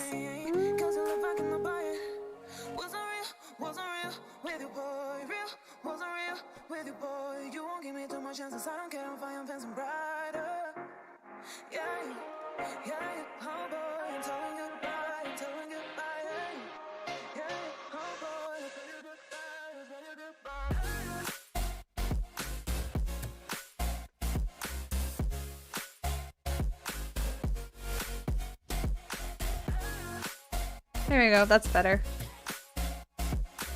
I love how I keep saying, oh, I'm not gonna do this thing, and then I keep going and doing it. Wow, I'm great at not doing things. 10 out of 10.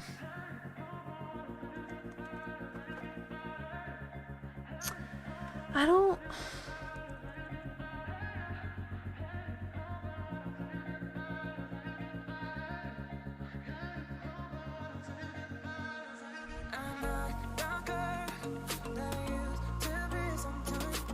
There we go, that's better.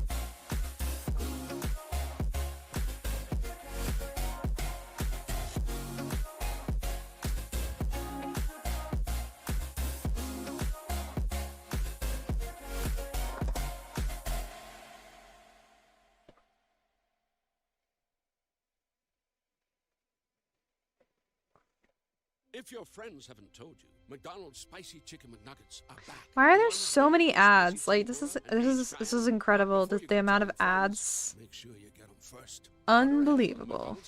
For a limited time at participating McDonald's. Gain the competence and courage to be more with a degree from St. Leo University, a non-profit, regionally accredited Catholic institution. St. Leo offers. Why am I getting this ad? Career-focused specializations through our Panda's still here. 16 regional education centers and residential campus in Tampa Bay, Florida. Let us help you achieve your goals and become your best self. Visit stleo.edu. You know, I'd love to talk about what I know about like color theory and drawing, and how I have gotten to the point I am now. Because I drew this picture. Oops. I drew this picture like, actually, it says it right here, 2018, before I changed my name. That used to be my signature. So I have improved a lot, I think. Anyway. Whether it's 300 eager backseat miles to funnel cakes and Ferris wheels, or just heading to work, Marathon has the fuel to keep your engine running at peak performance. Because you never know where life. I'm not actually very well versed in this, but we actually recently watched a video that actually briefly covered this.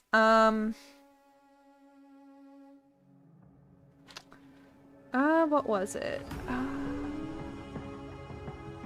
What was her name? I don't remember her name. Oops, wait, hold on.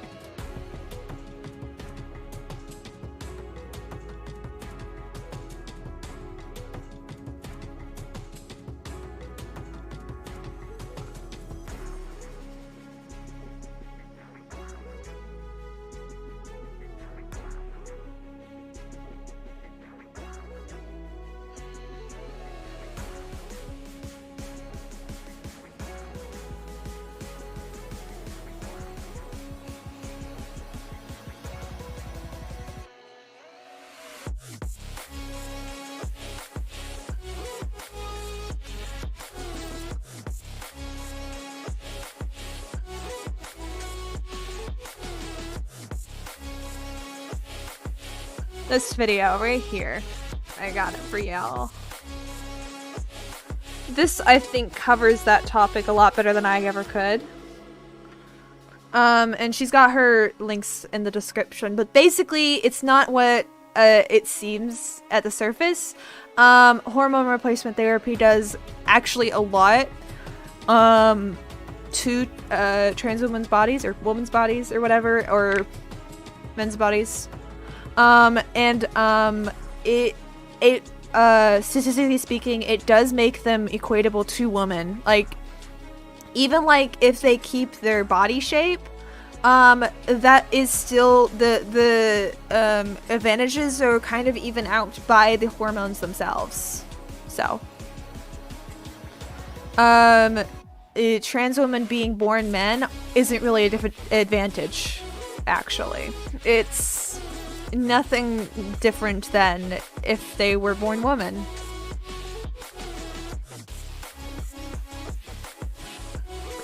That's what I kind of got from it, anyways.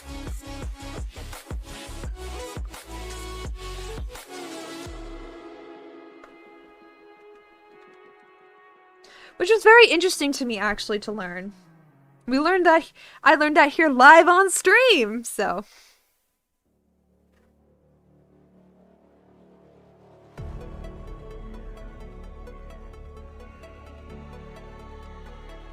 Valid.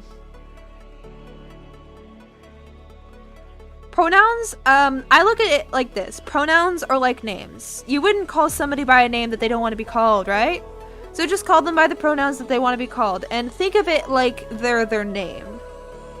And some people don't like pronouns at all. They just want to be called by their name. So, there is that. Which is totally valid, by the way. Totally valid, 100%.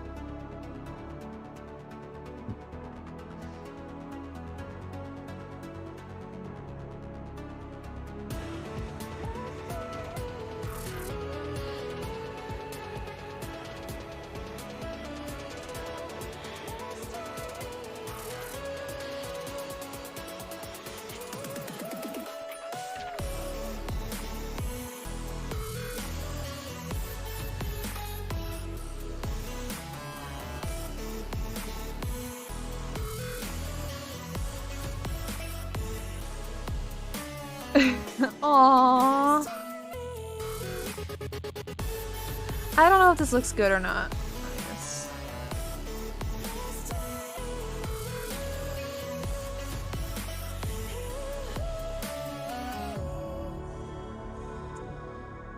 I don't know.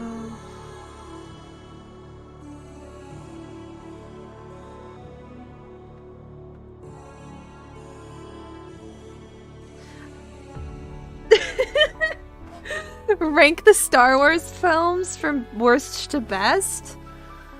I'd say my favorite was the first of the new trilogy. Is that... I don't remember the name of that one. I don't know. I don't know. I've never thought about that, actually. Because, Star Wars is nice. But have you ever heard of Star Trek? I know. Actually, I like Star Trek better than Star Wars just because of the diplomacy involved. Diplomacy and the, government side of Star Trek. That's why I like it more, is because, I like the learning about new alien cultures and how they govern themselves and different cultures. And I don't know why that's more fascinating. It's so fascinating to me, but it just is. I guess I just like, I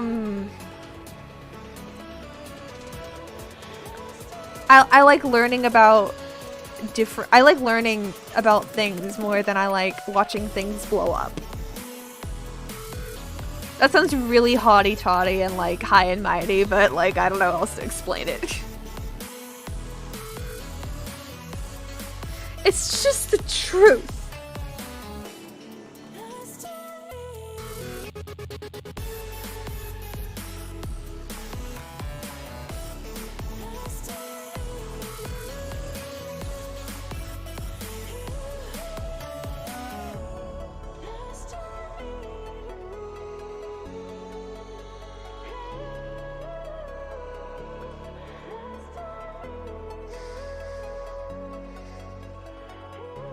Please don't hit me.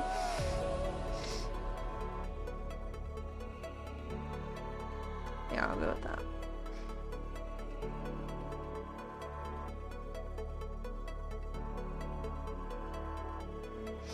Yeah, I've been wanting to play Mass Effect for a while, but I've just never bought it.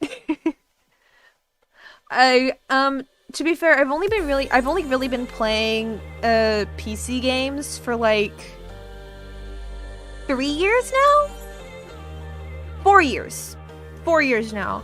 4 years now I have had access to a computer where I could get whatever games I want, and I've been playing PC games. That's kind of how long I have been how long I've been playing PC games. It's like 4 years. Even though we did have a computer when I was growing up, we didn't really buy a lot of games. At most I played Minecraft on my brother's account. I actually got Minecraft for myself 4 years ago, so. But before that, like, I had always wanted to play The Sims, and that was the game that I played when I first got it from a friend who bought it for me. So if that tells you anything, yeah. I grew up watching people play games. I didn't grow up playing games. I grew up wanting to play games and watching other people play them. So, yeah.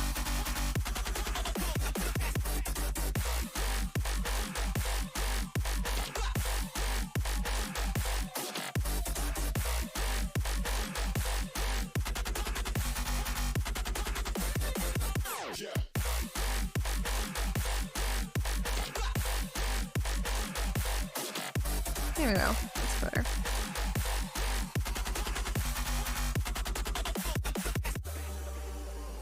I do definitely want to play Mass Effect, though. That is definitely on my list of things I want to play, which is very long.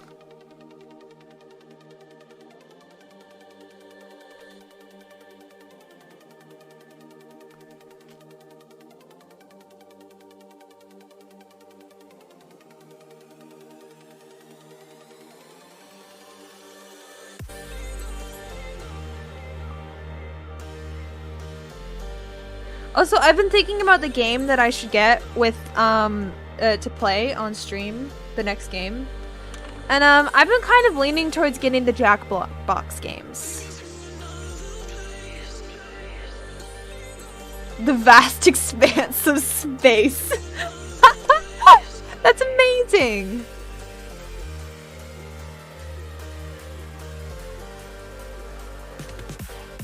Okay. Return of the Jedi is, I think, my favorite. Yeah. Oh, it is? That's Pog. I'll probably get that then, at some point down the line. Okay, I think that Attack of the Clones is probably my least favorite. Other than, like, the the ones after, Return of the Jedi. Actually, I think that it's like Attack of the Clones and then the other two just like right next to each other because I never even watched them. I never even watched them. No. Also, I really did enjoy Solo. It is one of my top favorites. I didn't know we were including Solo. That's why I was surprised. No, actually, it was Rogue One. Rogue One. It wasn't Solo. I have not actually watched Solo. I watched Rogue One. I love Rogue One.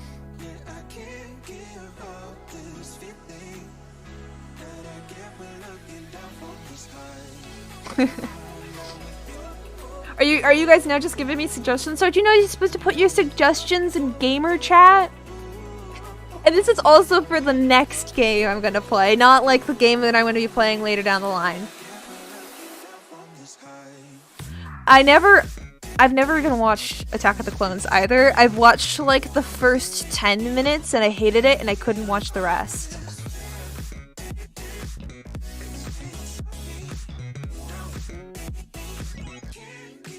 The Last Jedi.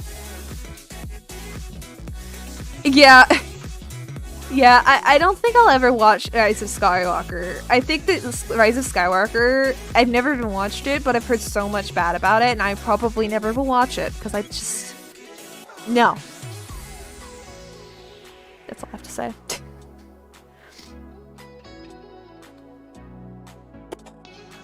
My lips are so dry.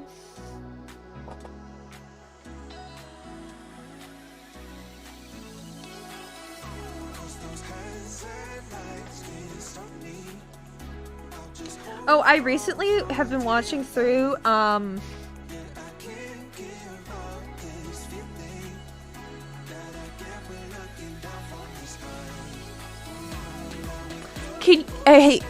Kiri, can you include your number ratings next to the ranks, please? Because I'm curious. Curious. I haven't used that joke in so long because I haven't used your online name in so long. I completely forgot about it until I just remembered it just now. I'm actually basing this cloak off of the cloak that Jodie Whittaker's doctor wears because I love that thing. I want it so bad. Here, let me show you.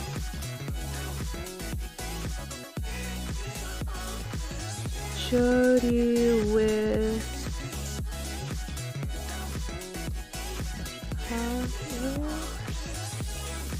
Whittaker, Doctor Who coat.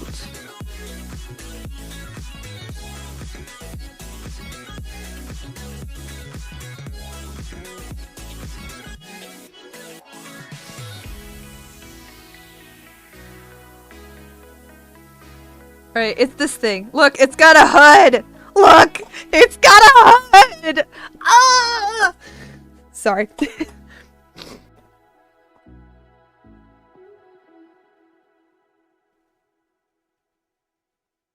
Yeah, I know! I feel that. I feel it so hard. I so want to watch, though.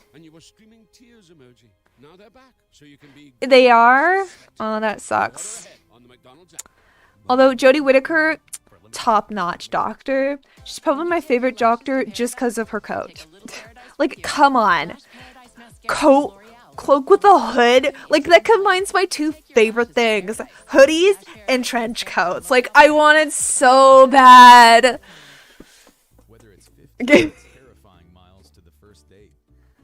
Honestly, like, I want to cosplay her so much. Like, so much. It's like the one that I want it. Ugh! Sorry. We should do it. Well, we would probably have to do that off stream, but I'll think about it. I'll think about it. We could do that. That'd be fun. It could be our first movie night. Oh no! I don't want to do that as our first movie night. That sounds terrible. With a degree from St. Leo Have any of you University, watched non-profit, regionally Spaceballs? Catholic institution. If not, I St. highly Leo recommend. offers convenient degree programs with career-focused specializations through our online program, 16 regional education centers, and residential campus in Tampa Bay, Florida. Let us help you achieve your goals and become your best self. Visit stleo.edu. That's great. LOL.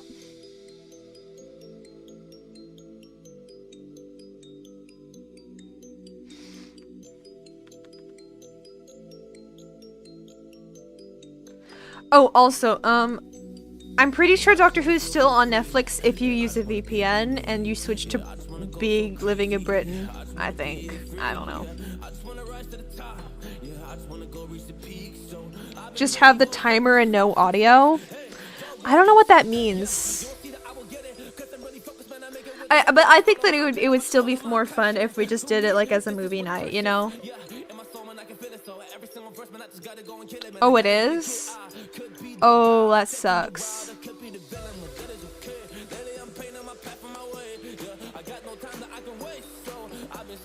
Yeah. I don't really want a channel strike.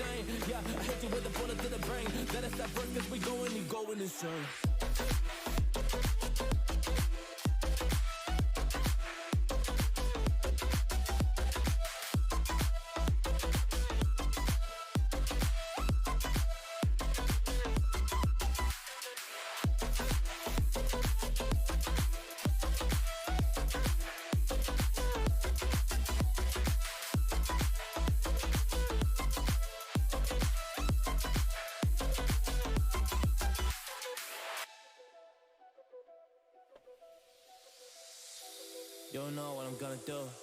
You don't know what is next.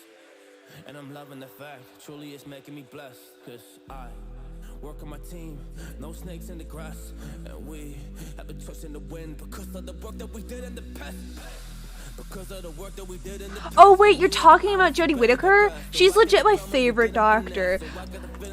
Wait, who the fuck thinks that her writing is bad? I'll fight them. I'll legit fight them, okay?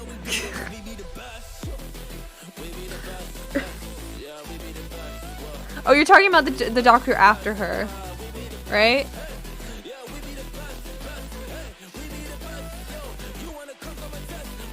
I don't know what to try, but like Jodie Whittaker is like legit my favorite doctor, like ever. I love her so much. Wait, no, Jodie Whittaker was the 13th Doctor, wasn't she? Yeah, she was 13th.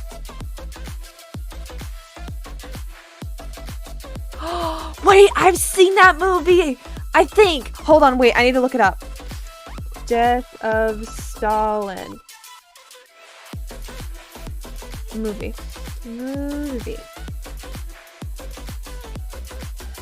Yes! Yes! I love this movie so much! We need to watch it, definitely! I would love to watch this movie.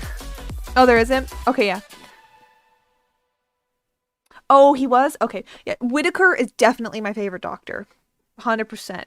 Like she is like my favorite doctor of all time. The writing was so good.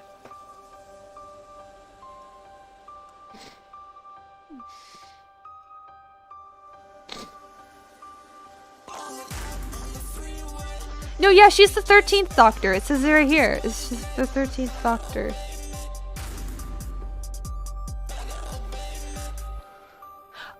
I wanted to watch Jojo Rabbit, but I haven't gotten around to it yet. You haven't purchased?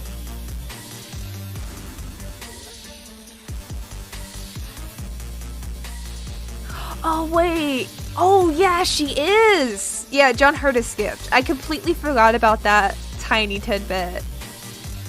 What's TW? You could play it for us. We could all watch it for a movie night one day. One night. But no, seriously, I really want her coat. I want it so bad. You want to watch Jojo Rabbit?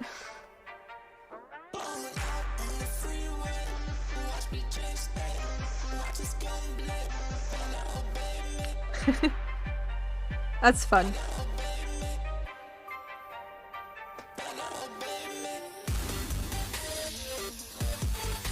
Oh.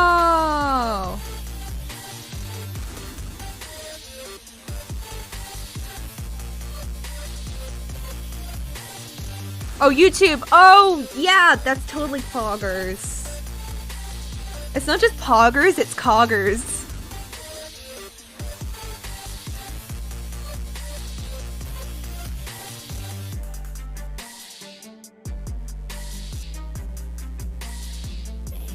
I've also recently got into John Constantine. He's a pretty cool character, not gonna lie. I'm probably gonna end in a few minutes because I should probably go eat some food, and I also have homework to do tonight, so that I haven't even started on yet. But don't worry, I cheated, so it's fine.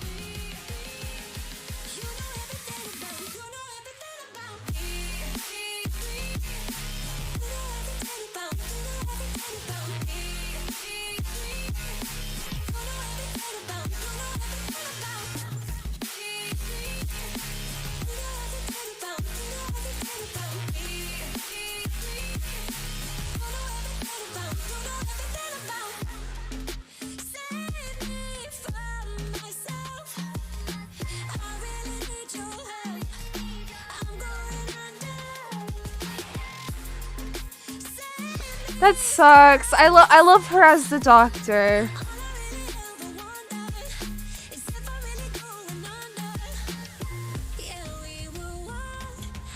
Yeah, I don't know.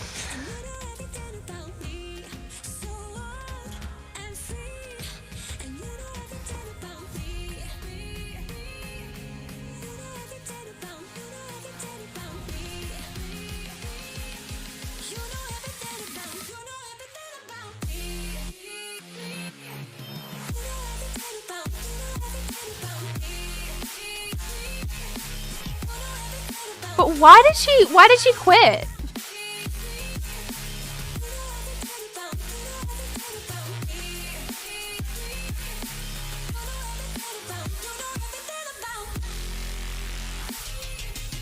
I just like Jodie Whittaker because I love her coat. And my second favorite Doctor is David Tennant, so you can clearly see there is a trend. My two favorite Doctors are the ones with cloaks. Wow, so original.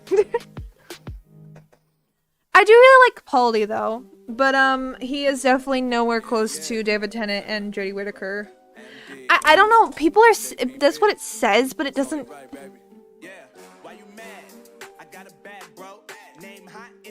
No Tabasco, but I'm so stuck, that's a fact, yo. And if you think I'm frontin', you can run it back, yo. Go on, run it back.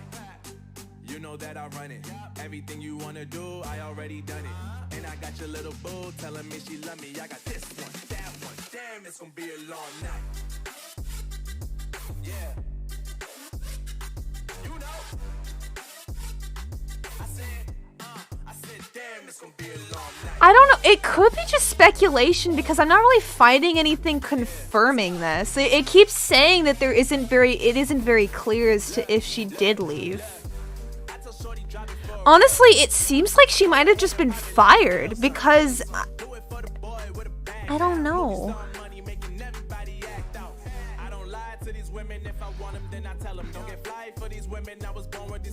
All my haters cannot beat me, so I call them acapellas. See, I'm only getting better, you only getting jealous. You know that I run it. Everything you wanna do, I already done it. And I got your little boo telling me she love me. I got this one, that one. Damn, it's gonna be a long night. You know. I got this one, that one. Damn, it's gonna be a long night. Yeah.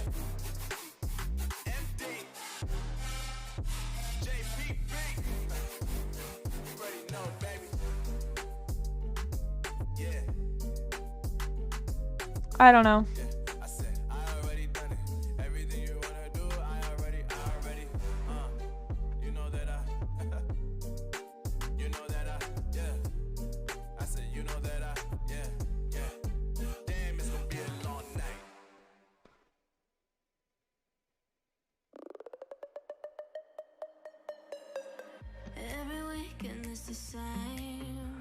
Aww. Okay. Okay, it seems like she's quitting because she's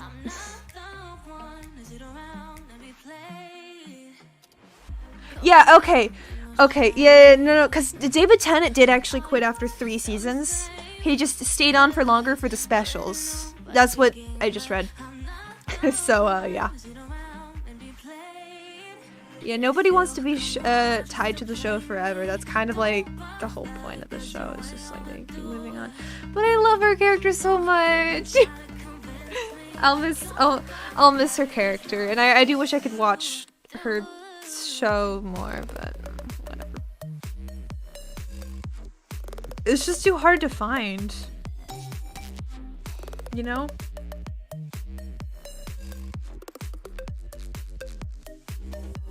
For a person who lives forever, the Doctor does, the actors who played the Doctor, probably, they don't really stick around for as long as a lot of other actors on shows, you know? Just something to think about.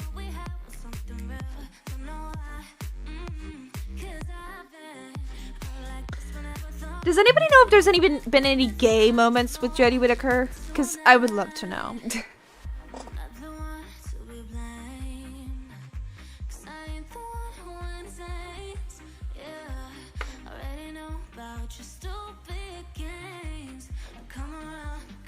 Oh wait, there was also the Doctor before Eccleston and before John Hurt. That Doctor was only around for a movie, I think.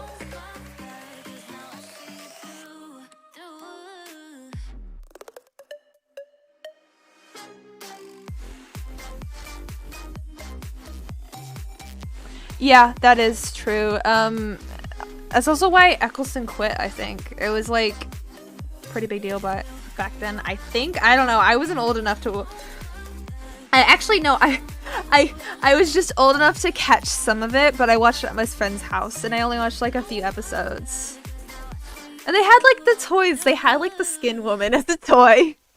I don't know why I remember that. McDonald's spicy chicken McNuggets are back. The ones made with spicy tempura, aged cayenne. But before you go telling friends, make sure you get them first. Order ahead on Introducing touch-free payments from PayPal, a safe way for your customers to pay. Simply download the PayPal app and display your own unique QR That'll code work. for your customers to scan. Whether you're a I'll do market that. seller, poodle pamperer, piano tuner, or plumber. It was just the movie though. They didn't actually have a show. Payments for your business is easy. Touch-free QR code payments. Shop safe with PayPal. We could all do with a little new right now. So discover some new tunes and snack a little smarter in the new year with Frito-Lay. Check out our custom playlist from Smart Food and Smart 50 now, perfectly curated for you to listen to as you enjoy our delicious and smart snack options. Click or tap the banner now for our New Year New Tunes playlists and snack a little smarter with Frito-Lay. No purchase necessary. Hey Spotifyers, click or tap the banner to listen to Black Girl Magic. Corinne Hawthorne gives her BGM vibes for this takeover. I think it was because of his wife. I don't know. I don't really remember it. Honestly, he probably would have been fine if he hadn't stopped so soon. Okay, I'm kind of tired of drawing now. I'll probably finish this another time.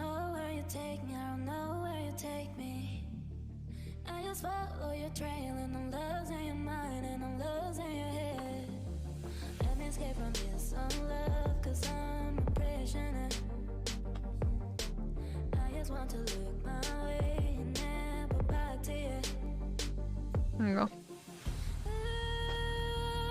Alright.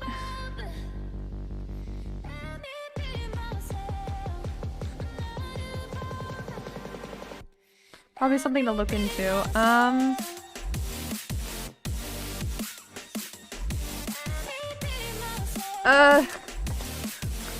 Let's start signing off now. I think I've been streaming for long enough. Rearrange my desk. New Mars music? No. Oh, I thought you said new Mars music, and I'm like, excuse me?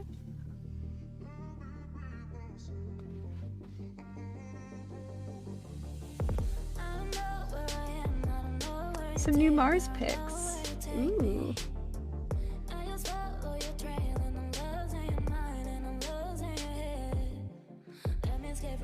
Man, that is one good ass picture. Hold on. Look at that. Wow, look at how detailed it is. It kind of looks like it looks like a video game, you know? Looks like the setting for a video game. It doesn't look real.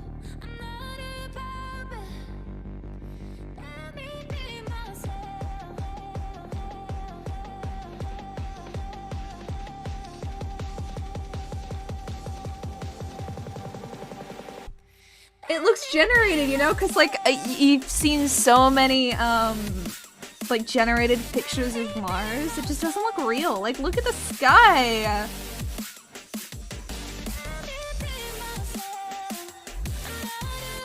It both looks like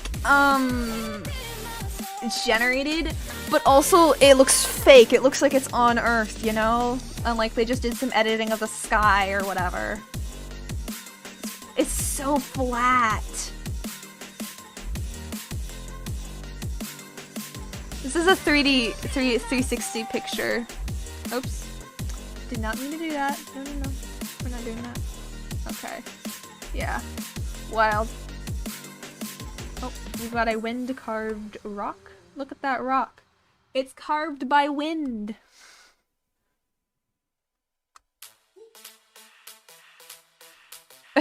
Yeah.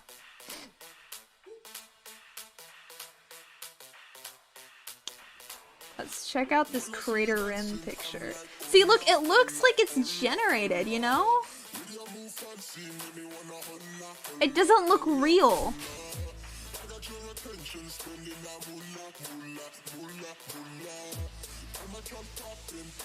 Oh, it's weird. Like, look at the colors. That's so odd. I've never seen anything like that before.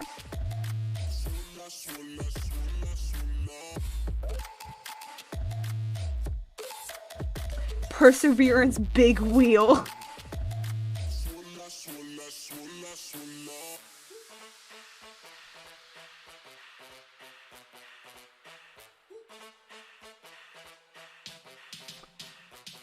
Wow, look at that! Look at the ground! It looks crazy! The high resolution still image of Perseverance is landing.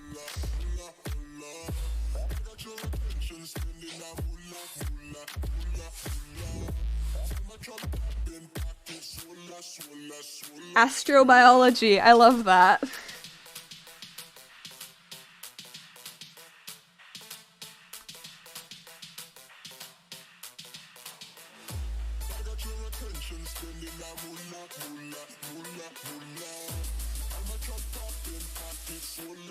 High rise captured Perseverance during descent to Mars.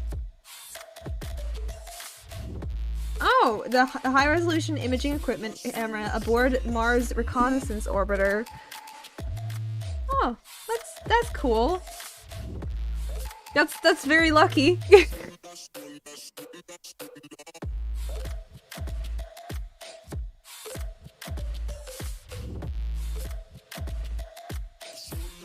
Calibration target. Oh my gosh. Look at that. It's like, oh, I love that. That's so fascinating.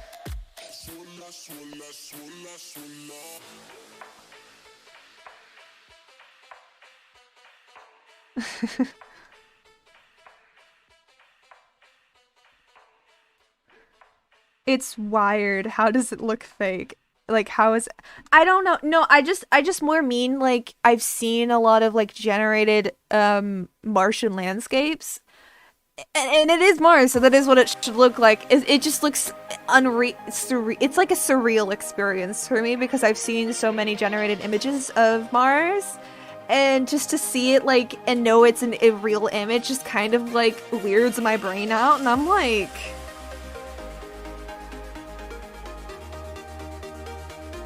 Yeah, that's like basically my reaction.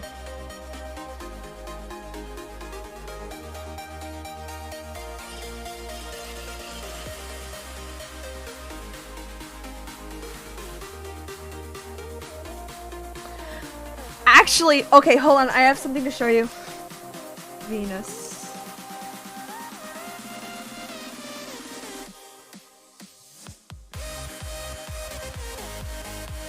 We do actually have some pictures of the surface of Venus. This, right here. This is the only picture of Venus we have of its surface. It was done by a Soviet spacecraft. This is what the surface of Venus looks like.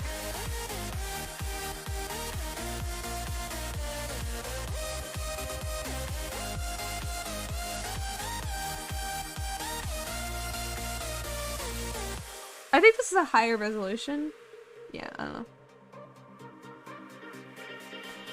But it's basically like this yellow color. Why is it doing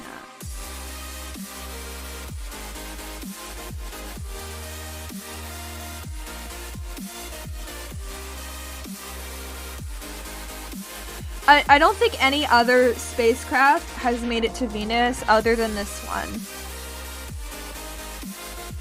It got back during the Space Wars. The Soviets did.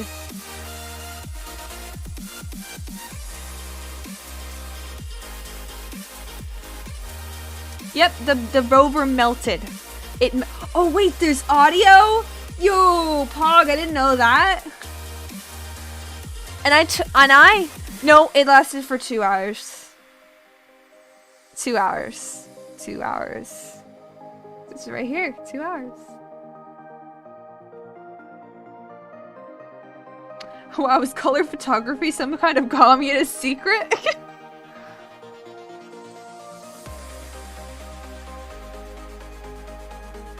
Okay, we know how to pause that because I want to listen to Venus. I want to listen to it.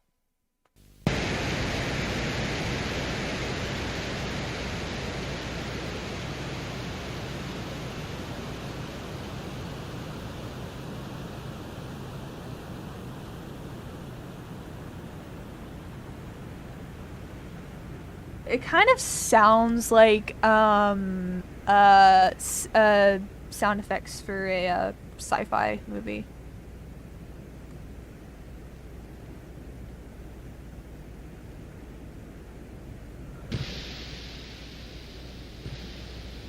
Oh wait, you can hear the acid rain. It's sizzling.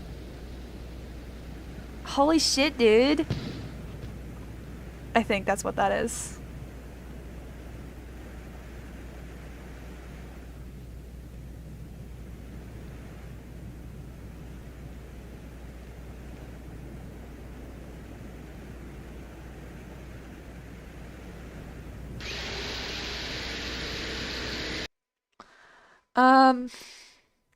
Problems with the lens cap not coming off on earlier missions. So the funny part though, do you see the arm sticking out? That arm has sensors on the bottom designed to gather data on Venus's surface composition. Notice anything funny about the image on the left? The sensor is sitting right on top of the lens. Top of the lens cap. Instead of measuring the surface composition of Mars, they measure the composition of the lens cap. Oh my gosh, what, really? That? Right there?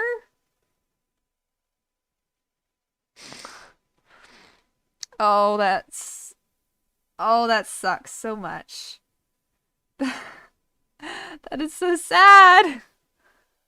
That is so sad.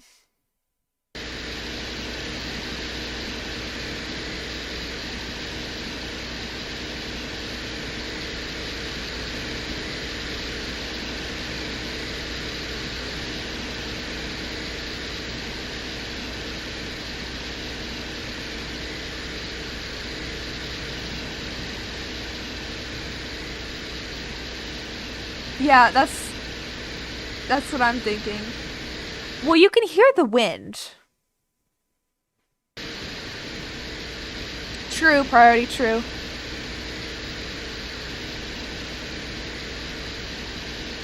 Yeah, you can hear the wind. That's crazy.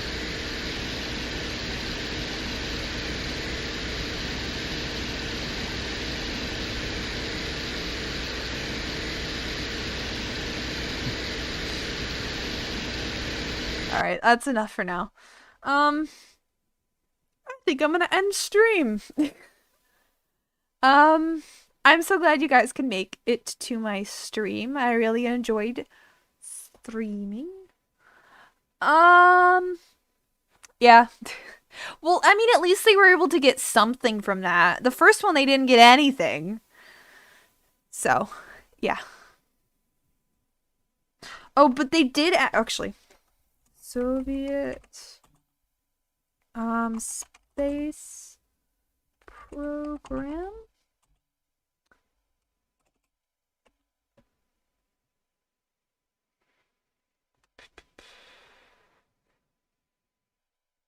What did they do?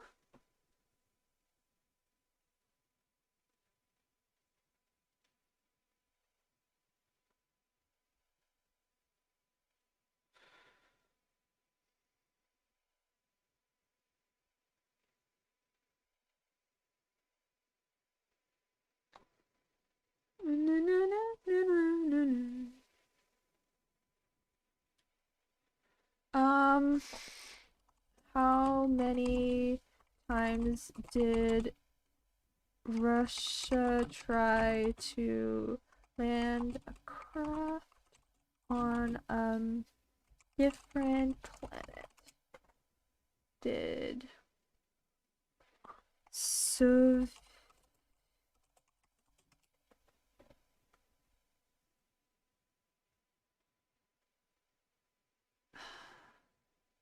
let's just do the space race. Space race. Yeah.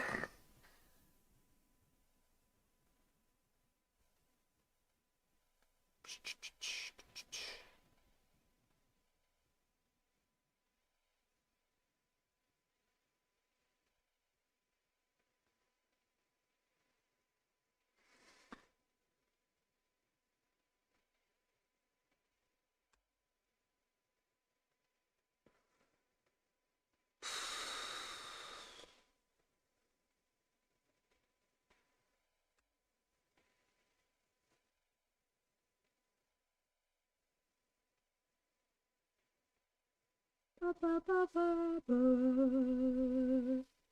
Boom, boom. Ba, ba, ba, ba, ba. Ba, bum, bum.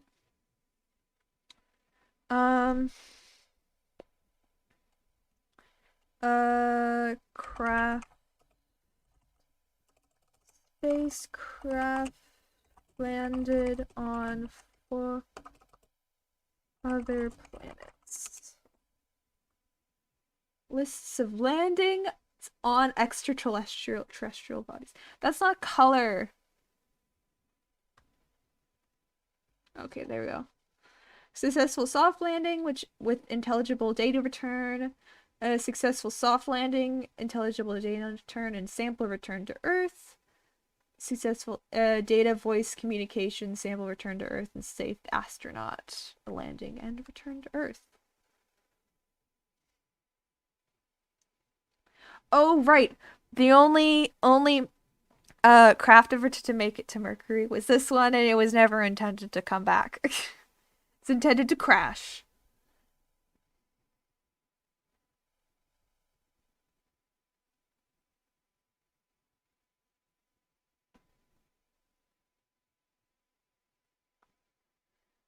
Yeah, the USSR did a lot of landings on Venus. The first 4 of them didn't land at all, and the rest of them did.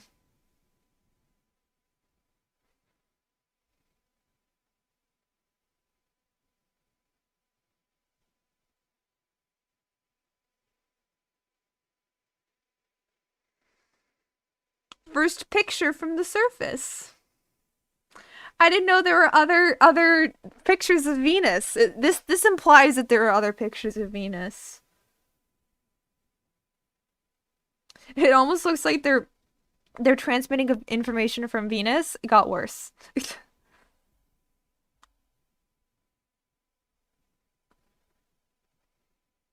Oh my gosh, I didn't know. Transmitted a partial image for 14.5 seconds before the signal was lost. That's true. Yeah, I know, it's crazy. It, also, not just engineering, but also math. Also, it just kind of looks like the USSR just can't win on Mars. They did great at Venus. Like, look at all this. They did great on Venus, but they just... They're also like, fuck Mars, Venus is where it's at. That's the more accurate description.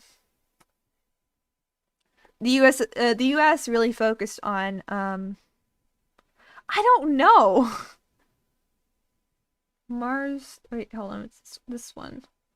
Oh no, it's the Mars 3. Are you talking about the Mars 3? Let's look.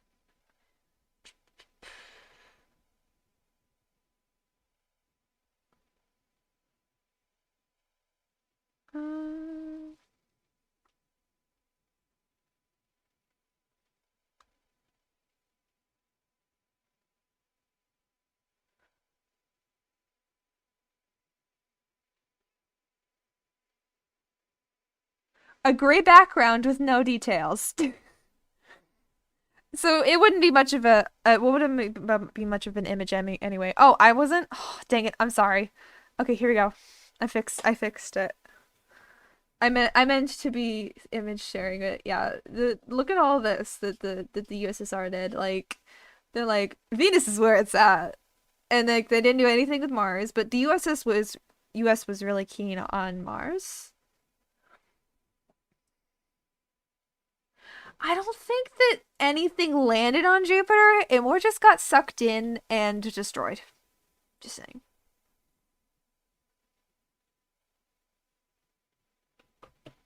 Like, you can't exactly land on a gas planet. And then this is the moon. This is for the moon.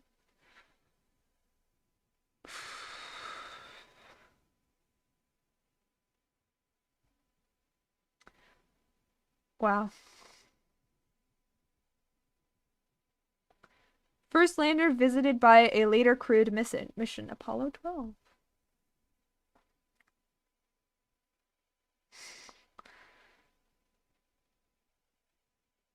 Fuck this planet in particular. Actually, there is theories that the core of Jupiter is diamonds. Jupiter makeup. I actually know this because I did take an astronomy class. What? Why is this? Okay.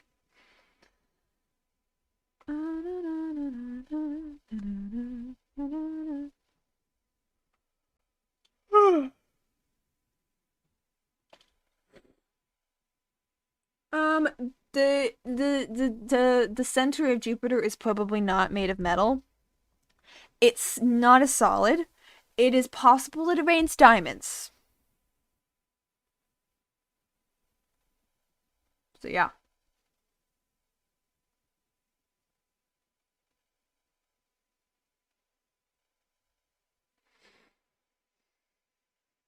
Crystals of frozen in ammonia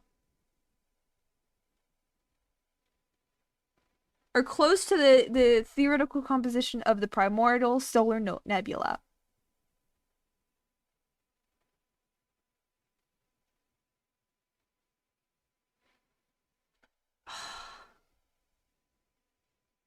I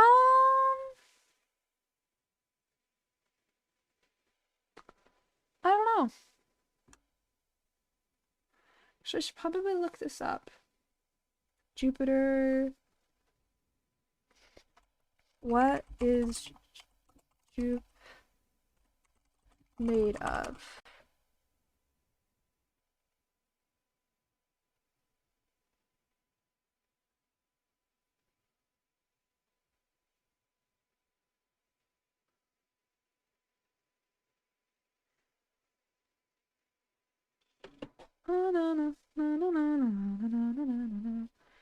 Jupiter's insides. Let's do that. Jupiter's inside.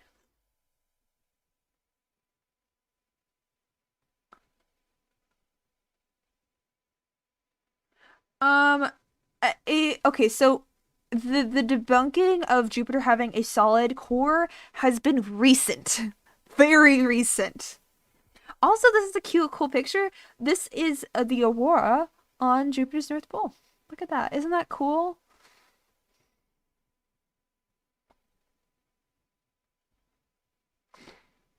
Yeah. But seriously, the whole it having a solid metal core is a very not having a solid metal core is a very recent thing. That I learned in my astronomy class.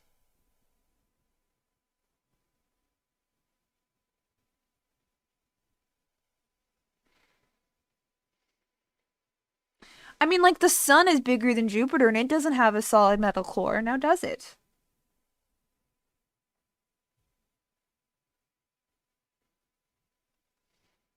Actually, wait, does it? I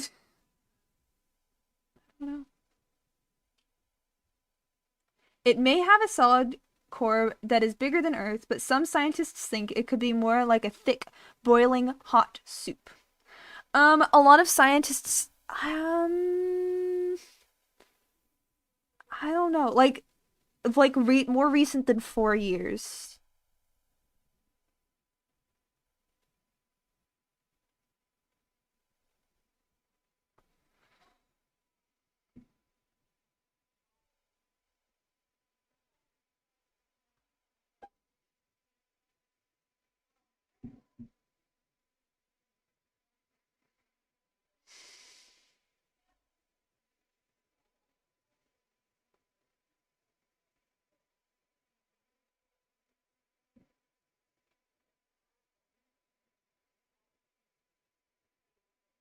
although it's not actually a solid.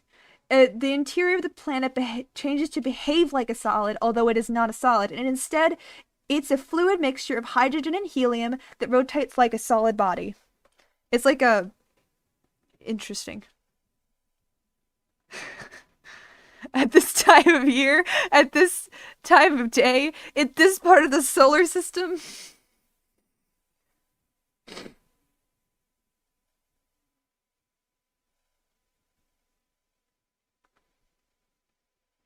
The planet rotates... Okay, so it has been found that Jupiter behaves a lot like a sun. Like, it generates its own heat, which is why Europa exists. Jupiter exists, Europa. Yo, can I join in that existing too?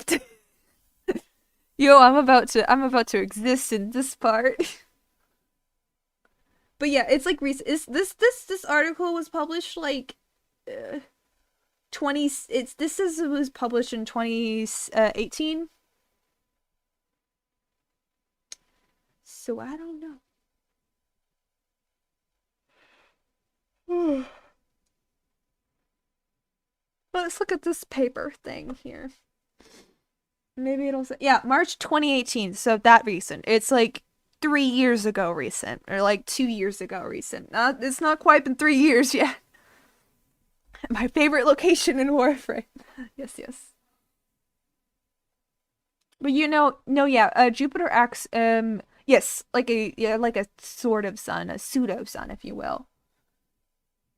But it's not quite big enough to actually be a sun. Obviously, it's just almost big enough to be a sun. It's like big enough to where it acts kind of like the sun, but not big enough to where it is like the sun. Well, I mean, technically the sun is Jupiter's daddy, so Jupiter came from the sun, just like Earth did, just like everybody did. We're all made of space dust. Getting cold.